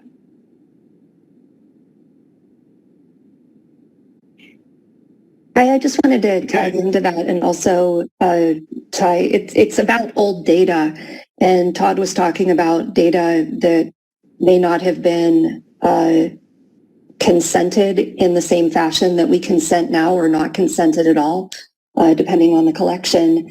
That's one thing that we definitely have to tangle with. But another aspect of old data is when you want to do that outcome analysis and you're looking to observe a database that you expect was collected some years back. With some of the agencies that have transactional databases, and this occurs more in the non-stat agencies than the stat agencies in my experience, they have transactional databases that are overwriting some of the data, or they're just simply not retaining it. So I know that the report said there shall not be a data warehouse, but if you're trying to match back even to the federal student aid database, some of that data is gone, even 5 years out. So thinking through what it means to be a data warehouse and what it means to retain data that will be needed for longitudinal analysis for policy evaluation, I think that's another aspect. And like I said, I lump them both in, how you deal with old data that do not anticipate what we're doing today. Thank you. We have, that has come up a lot in our day jobs, right? This is in our work with the census, my census colleagues, they think very hard about data continuity, and even at some of our statistical standards, when we modify one, kind of the first and last question we ask is, okay, so we have a new standard. How do we connect that to the old ways that we measure things? So absolutely. There's another thing from Anna about data quality education. That has actually come up a lot in the data strategy, and just this is only as good as the collection methodology, but also just simply the practitioners knowing what's necessary to make their data useful. And so, as this committee develops strategies for an effective national data service, I think that how the day-to-day practitioner, how we should recommend and educate them about how to interact with it is super important. It's a great point to bring up, and but I want to actually invite her to expound on that.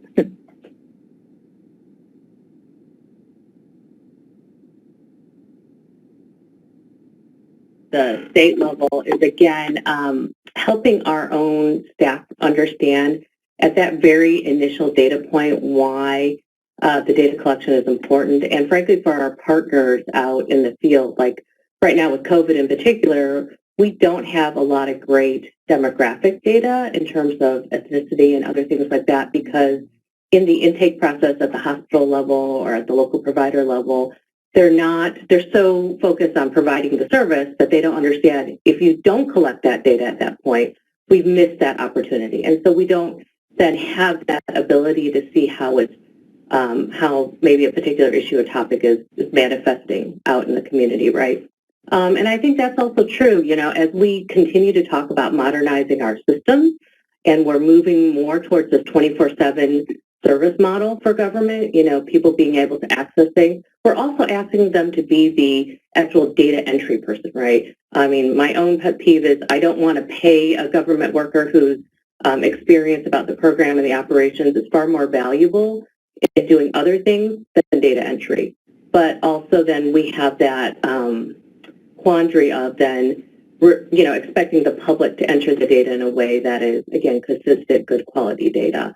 The other thing too is as we continue to talk about modernization as well is again, a lot of the data collection happens at that low level. So if we don't involve those partners in the conversation about like migration of data and how you're going to migrate that data and then retain the data, there's a lot of, I guess, lost opportunity, as Amy noted, to really get more of a longitudinal look at what that data could present. Thanks.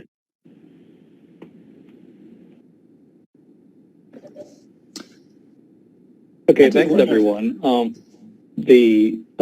did want to mention that we actually are almost back on schedule. We do have a scheduled break at 11:45. But if someone wants to have a couple more questions, then we can both talk about a few other topics and talk about next steps on the work plan and things of that nature.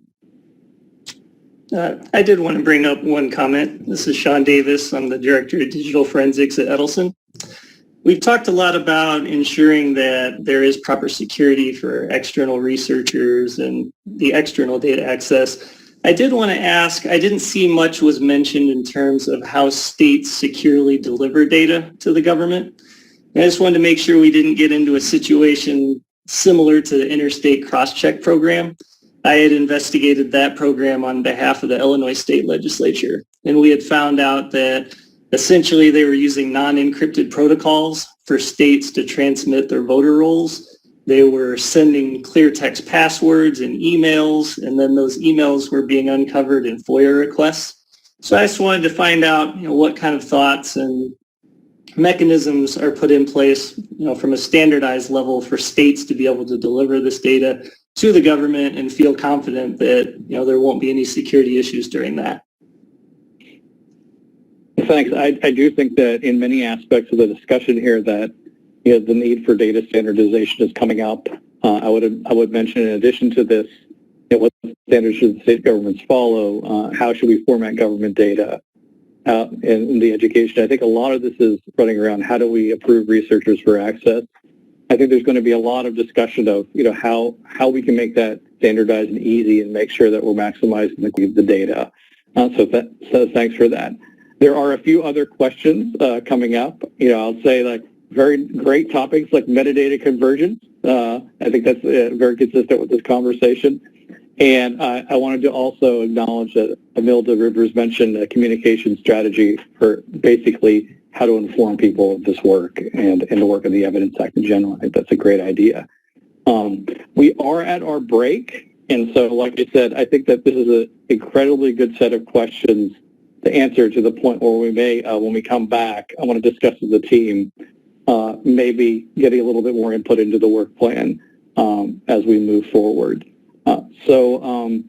if there's no objections, I think that why don't we take a 15-minute break until noon, and then the primary topic will be, when we get back, a discussion in the way forward with the work plan, a potential way of getting responses from the public as well.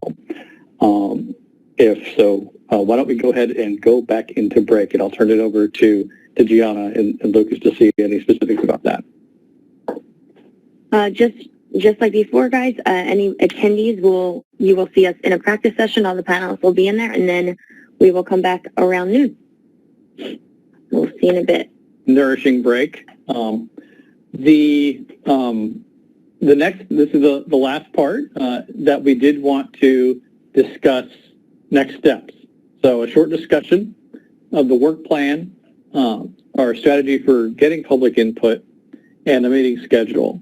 I think that the team and I, we're logistically discussing the depth and the activity and the lively discussion that we had. And so I'm actually interested in getting people's thoughts about whether they'd like to provide more input into the work plan in both the work plan and the public input strategy. And one thing is, I heard that someone can't hear me. Are we, see if that's universal. Okay, it seems like maybe it's an individual issue, but I'm open to calling for a subcommittee to provide more input into the work plan and the public input strategy. And so, that's, before we do that, let's have a little discussion about what we're thinking about next steps. So with that, I will turn it over to Lucas, unless there's something logistically I need to do if we were to provide and decide to go on forward with that subcommittee. No, what I'll do is just really quickly give you, quickly summarize sort of what has been proposed. And I should say, this was really an attempt to give you something other than a blank piece of paper to start with. So if the committee's view is you really don't like this plan at all and want to throw it out the window, that's entirely your prerogative. But the basic premise here is that the committee would spend time in an information gathering phase, then it would focus on sort of defining the requirements that it believed that its solution might need to meet. It would then go through a phase where it would start to examine what the solution sets to those requirements might be, then deliberate on those particular solution sets, leading to an annual report in roughly a year. I think that is obviously a bit of an ambitious goal, but what are we if not ambitious? For the information gathering phase in the read-ahead materials, what we proposed was a series of sort of topical briefings for the next couple of meetings, and alongside that, what we proposed was to use this sort of parking lot sort of approach, a little bit of like I think what we've seen a bit today, and that there would be a presentation, and there would be a point of discussion, period of discussion. The support team and whatnot will kind of identify the topics and discussions and sort of threads of material that come out during those parking lot phases, and then as we sort of have gone through learning about all those various topics and we kind of get to that requirements phase, we kind of go back to that sort of parking lot of ideas that were that were parked as a starting point for unraveling those discussions.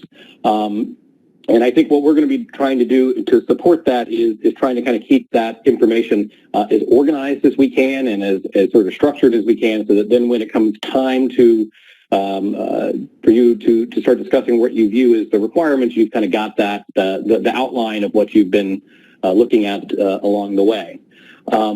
That would then be that would sort of lead us into that requirements phase, and then obviously the solutions phase, I think, is sort of an obvious extension from there, and then we kind of get to the deliberation. So that is sort of the basic premise of a work plan. I think the main questions that I would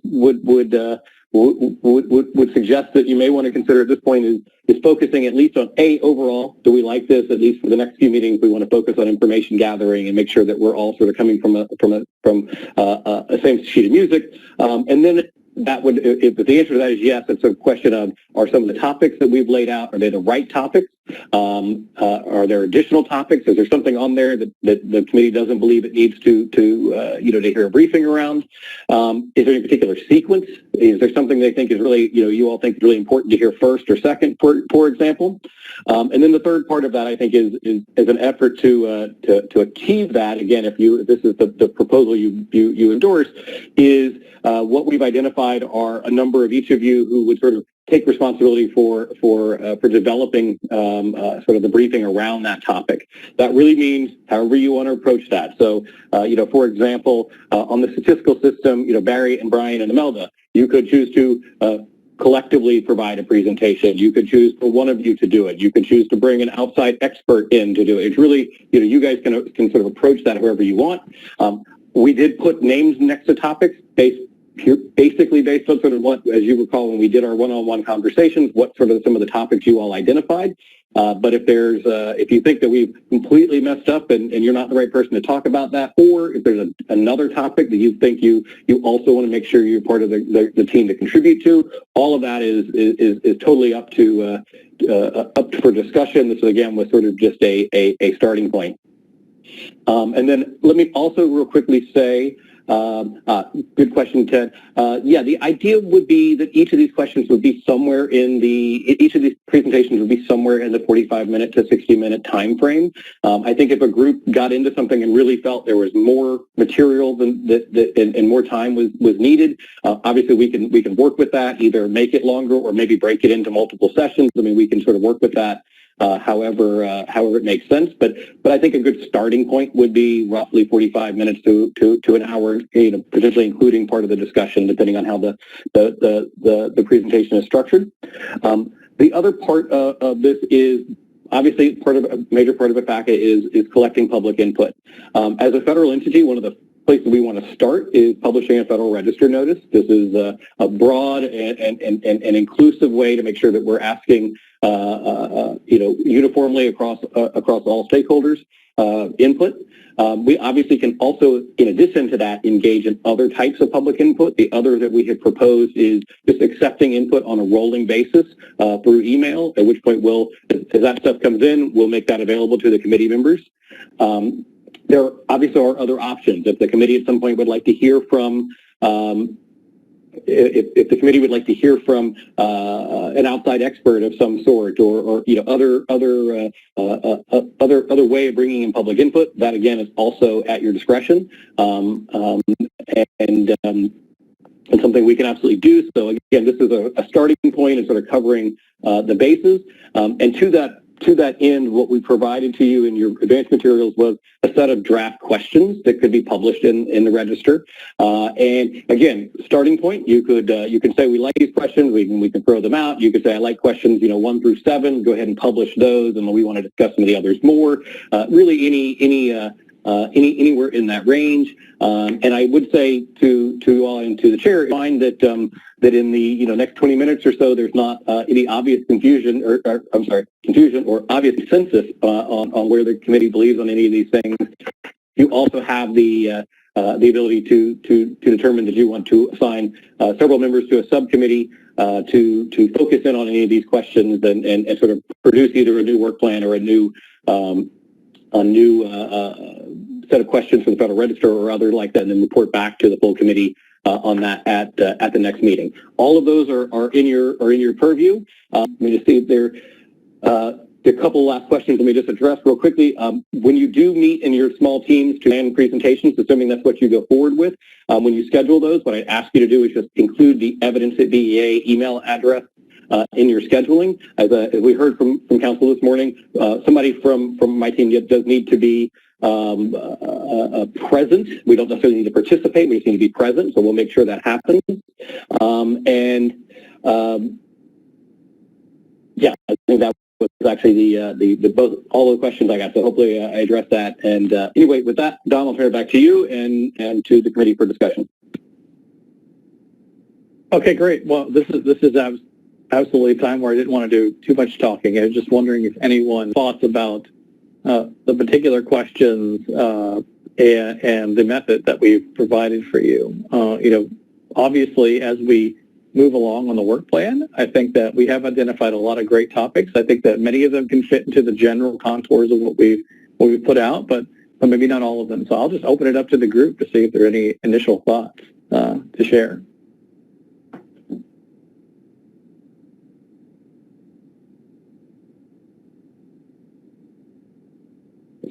I know someone wants to jump in.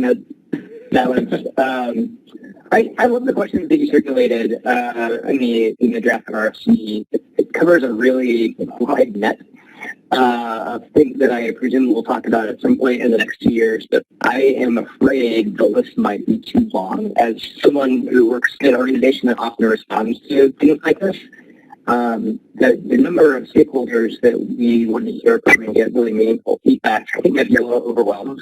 I'll just say our organization would be overwhelmed if we were responding to this in that 30 or 60 or 60 window. So I don't know if from others maybe we can help prioritize. I would suggest maybe like 1 to 7 or like what the sequence might be. Do we have to agree on that priority today in order to get something out ahead of our next meeting, or is that something that we could also do by email? And also, if others don't agree with me, feel free to chime in on the number of questions. Hi, this is Chris Heflin. Can you hear me? Yeah. Hello? Yep. Yeah, one thought for some of the questions, there was many great questions around technology. What's available? Where are we going? What's the edge? And I hope we would get great input through the public input, but I would love to see an early presentation on some of those questions to make sure we have that under our belt as we move forward. The other suggestion I have is, an old adage, begin with the end in mind. So many of the presentations ask us to look at opportunities and challenges. If we had a North Star session very early on, saying in the ideal world, what would be the characteristics of this national secure data service? What would be so about it? What would be true then that isn't now? Then I have that to look at as we're looking at opportunities and challenges. What gets in my way to do that? What do I know about that would facilitate getting to that? So perhaps a discussion on ideal state characteristics might be productive. Obviously, there's some specifications about that in the law. Something that would flesh that out a bit. It'd say things like facilitate easy sharing of data by states and local government. I would second that kind of an approach as well. I think getting clarity on overarching principles, opportunities, and challenges that may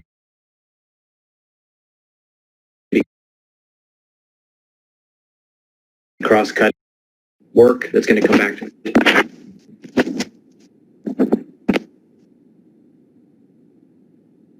So I'll jump in.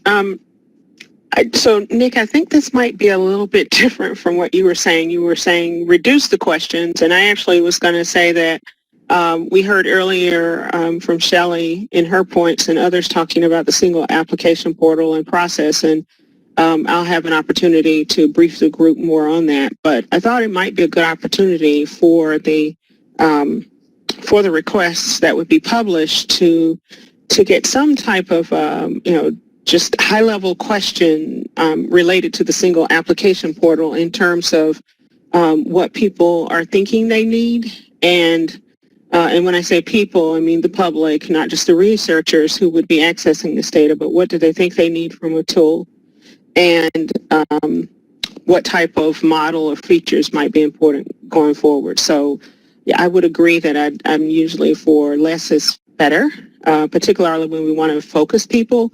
But I'd hate to miss an opportunity to get some feedback on what I think is going to be a pretty significant tool for us in our discussions as we move forward. And then while I have the mic, I'll just jump in and say that I like the general approach, and I hope that, a subcommittee, I wouldn't be opposed to a subcommittee, but I like the general approach. Yeah, maybe an approach would be to, can you hear me? Yeah, maybe one approach would be to break these into smaller chunks that are thematic, and because as I hinted before, I think that there isn't enough context around some of the questions to really get the kind of feedback you want. It's a lot of inside baseball talk right now, in my opinion. And if we want a broad perspective, I think we should probably try to put a little bit more context around framing around these questions so people can understand what we're going for and get better feedback. So I think it's subcommittee to work on this question. This is a good idea. I wanted to second Barry's point. This is Christina, that the lead up talks about the utility of this for building evidence, and I think that just even that phrase is difficult to understand what that means. So is this for state and for government entities to build evidence about policies, or I think just the context of the utility, so that therefore the questions are really also can be, we'd be looking for specific questions, but isn't this also to engender some kind of innovative responses where folks are invited to provide inputs not to a specific question, but just to the general framing, the purpose and intent?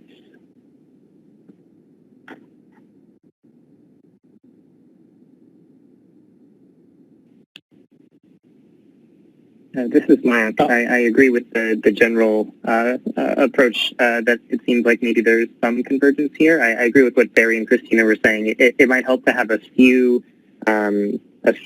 smaller number of questions with some broader context.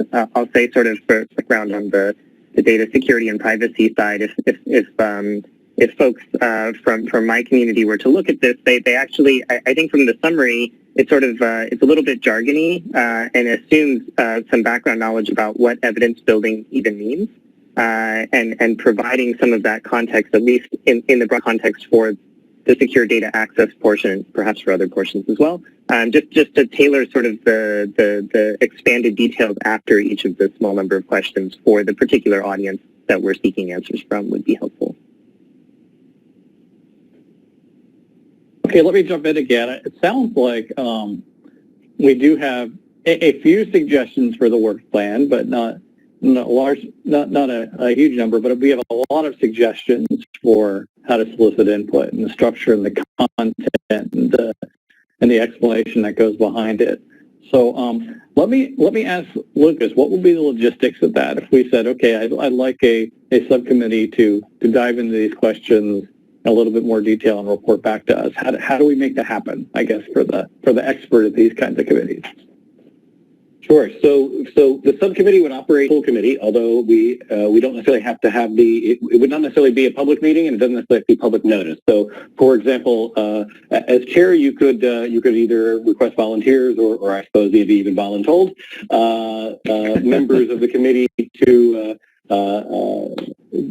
form a subcommittee that maybe says, here, take the draft list of questions, and then come back to the full committee with a more fleshed out proposal that involves, breaking it out or putting more context around it or grouping, any of the sort of topics we've discussed. The direction to the subcommittee would come from the full committee, and then at the next meeting, the subcommittee they were done with their work by then, the subcommittee would provide that back, and presumably the committee might find that to be useful. The subcommittee can be of whatever size the committee thinks, but it would not be a subcommittee. Okay, great. And if we were to solicit volunteers, do we do that now, or do we put it in an email? How do we get input into that? I'm not a fan of just telling people. Sure. I think it would be ideal to do that now, and then perhaps identify one or two people who would at least sort of take the reins on coordinating, getting the subcommittee group together and so forth. One clarification: with a subcommittee like this, myself or the alternative DFO do need to be present for those conversations, which is distinct from the pre-work type conversations that, for example, as I mentioned, if going back to the prior example, if say Brian and Barry to to plan their presentation, I would need to be aware that that is happening, and ideally we would be present, but it's not a requirement. But a subcommittee, on the other hand, that's sort of acting on us from the committee, the DFO or ADFO would need to be present. But again, that's I'm happy to make sure I'm available to make that work. Okay, and then the other question that's coming up is like, if and when we assign the subcommittee, I assume that they would be able to get input from the committee members into the questions. So I do think that the next step, I think, is as soon as we figure out a set of participants, is to allow them to organize the input of the group into the questions themselves. So that's what I would recommend. So I bet if I said, do we have volunteers? It's not clear to me that we've settled on what the subcommittees would be, right? I mean, it seems like the most efficient thing would be maybe to go back and forth by email, starting with the list of questions and topics, and agree on what the things are that need further study. I don't think we can work that out in 10 minutes right now. No, absolutely. I do think that what I'm proposing is a subcommittee to discuss how we can most optimally collect information from the public and the questions surrounding that. And I think that subcommittee would be in charge of exactly what you're talking about, synthesizing information from the committee itself and in presenting back to the group. And so I don't want to lose track of the work plan, but we have talked a little bit about the public input subcommittee. Lucas, I guess I will start with if anyone wants to volunteer to be a part of that committee, and I assume that I'm going to get a lot of volunteers right now, and I'll have to maybe discuss with you how to adjudicate among those volunteers, since we're kind of learning in a virtual environment how these things happen that are usually smoother in an actual environment. But I'll start with that. I'm sure I have many volunteers. If anyone wants to specifically speak up now for doing that.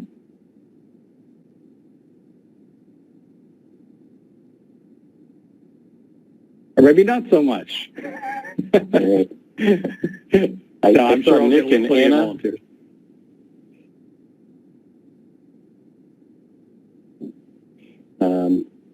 Mike.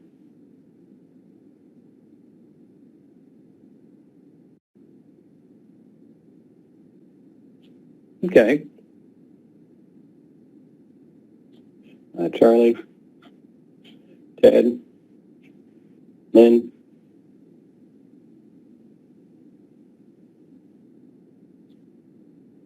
Okay, we did have a good suggestion to make sure we have a diversity of topic areas covered for this, but okay. So why don't we say, I do want to move on to the work plan, but the chat is still going, and it sounds like we have a good solid group to work on the public input subcommittee. But why don't we circle back at the end of this discussion to see if there's any other volunteers for that? Okay? But I know Lucas and the team are taking, and everyone who has volunteered, consider yourself on the subcommittee so far. How about that? On the work plan itself, we did have some suggestions about what to do and other presentations to make. I think that might be something. I think the North Star presentation and technology presentation seem great things to add. With those, I do think maybe we can get to a consensus here about the general work plan. Obviously, I think we should be open to a point, and if we need to discuss additions as we learn more, I think that would be great. But I do think, as opposed to maybe the public presentations, I think we have a good solid work plan, and I would want to get some if folks would like to add those presentations, why don't we say that we're good to go with the work plan as modified? But also, obviously, we're having a discussion about that now. So if anyone has any other suggestions for the work plan, I think that we can get to consensus on that in this discussion.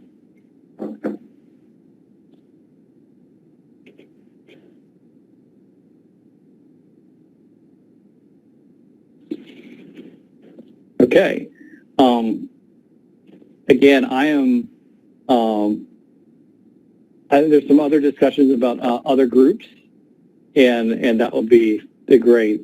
But I think that, again, just to be specific, It seems like the work plan with the amendments, and I'll just say it once again, with the kind of a technology, like getting us up to speed about what we don't know technology-wise, and kind of a North Star, what we're talking about as the purpose, having a more specific discussion. And so if we make those modifications, I'll ask Lucas, the organizer, do we circulate the final work plan as amended? Do we amend it ourselves? I don't know how that happens in this committee world. Yeah, I think what I'll do is modify it as we've discussed, and then we can we'll post it to the committee website and so forth. So it's out there. And I guess the other question I would just want to confirm is, so what I'm hearing is that one of the topics for the next meeting would be sort of maybe the technology related topic, but we'll sequence that first. There would also be a conversation sort of centered around sort of the North Star sort of question, and then obviously a third topic for I think the third topic would be the subcommittee report on public input would be sort of the main focuses of the next agenda. Does that about sound right? I believe so, and there's a good suggestion in the chat room. I will ask if there are any objections to this general approach now, and in the absence of objections, I think we can move forward with it. Can I would like to just ask, so it's part of this North Star discussion, and I think that's useful. What kind of world would we like to live in? I'm hopeful that we also include what kind of world do we think we can get to in a reasonable time. North Stars are important, but it's also, I don't want to let the pursuit of perfection get in the way of the good. So a combination of what's an ideal world, what do we think is achievable in a year or two might be helpful. Both of those things might be helpful. I absolutely agree. I think to me that is such an integral part of a conversation about the ideal that I think that almost goes without saying. It's like, yeah, we're identifying ideals and we're identifying barriers and ways in which we can't make that. Again, I think without objection, we are going to modify the work plan as we've discussed. Again, without objection, I believe that we have identified a subcommittee to work on maybe a better set of fleshed out questions and explanations as public input. I do believe we do have a few minutes left, and Lucas did want to talk briefly about the schedule of upcoming meetings. I wanted to provide him the opportunity to do that as well. Great, thank you. Yes, the last item for discussion today was the general plan here is for this committee to meet in this form and in this format monthly for the next 12 months. We think we've identified the pattern of the second to last Friday of each month. In the read ahead, I think we identified what all those dates are.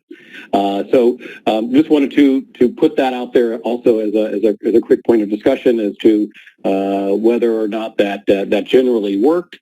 I think what we would say is that it's roughly the sort of 9 to noon time frame. I think obviously if the depending on what the committee's agendas are for any of those meetings, it obviously could be sort of shorter, but in an effort to at least try to give everyone involved sort of at least a block on their schedule that they can depend on. We propose that schedule and that rough time frame.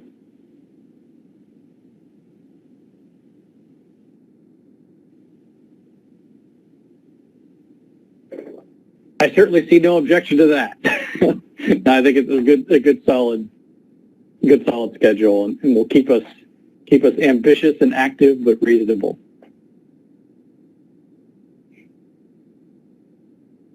Okay, and with that, Lucas, are there any other things that you want to talk about relative to the biggest change that we made, which is the subcommittee providing input into the public discussion? No, I think we're in. I think this is good. I think we know certainly what our collectively what sort of the next steps are, and we will follow up with those who volunteered. Well, I guess maybe one question would be: of the volunteers for the subcommittee? Is there one who would volunteer to sort of serve as a subcommittee chair or coordinator or whatnot? That would be ideal. But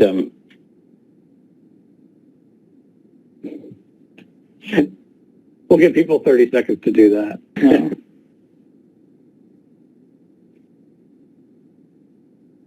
Maybe less than that. Okay. I believe Anna. Yeah, Anna says she would be the chair. So great, wonderful. So Anna, I'll follow up with you after the fact and make sure you have everybody's contact information and support that process. Other than that, that's all from my end. Okay, great. I strongly support that because I do think maybe the single biggest topic of discussion was that, and it's something that I've been looking forward to focusing on, is that the state and federal, local, private interaction. And so I think that at the least we need to have a strong voice in that area and get lots of input. So this is one thing I'm going to miss in not being an in-person meeting, because I actually was going to actually try to find a real gavel. But in the absence of that, I'll use my virtual gavel and I'll say that I'm officially gaveling this meeting to a close. So thanks everyone. This was incredibly good. It exceeded my expectations, and I'm actually looking very forward to continuing the discussion with you as we move forward. So thanks everyone.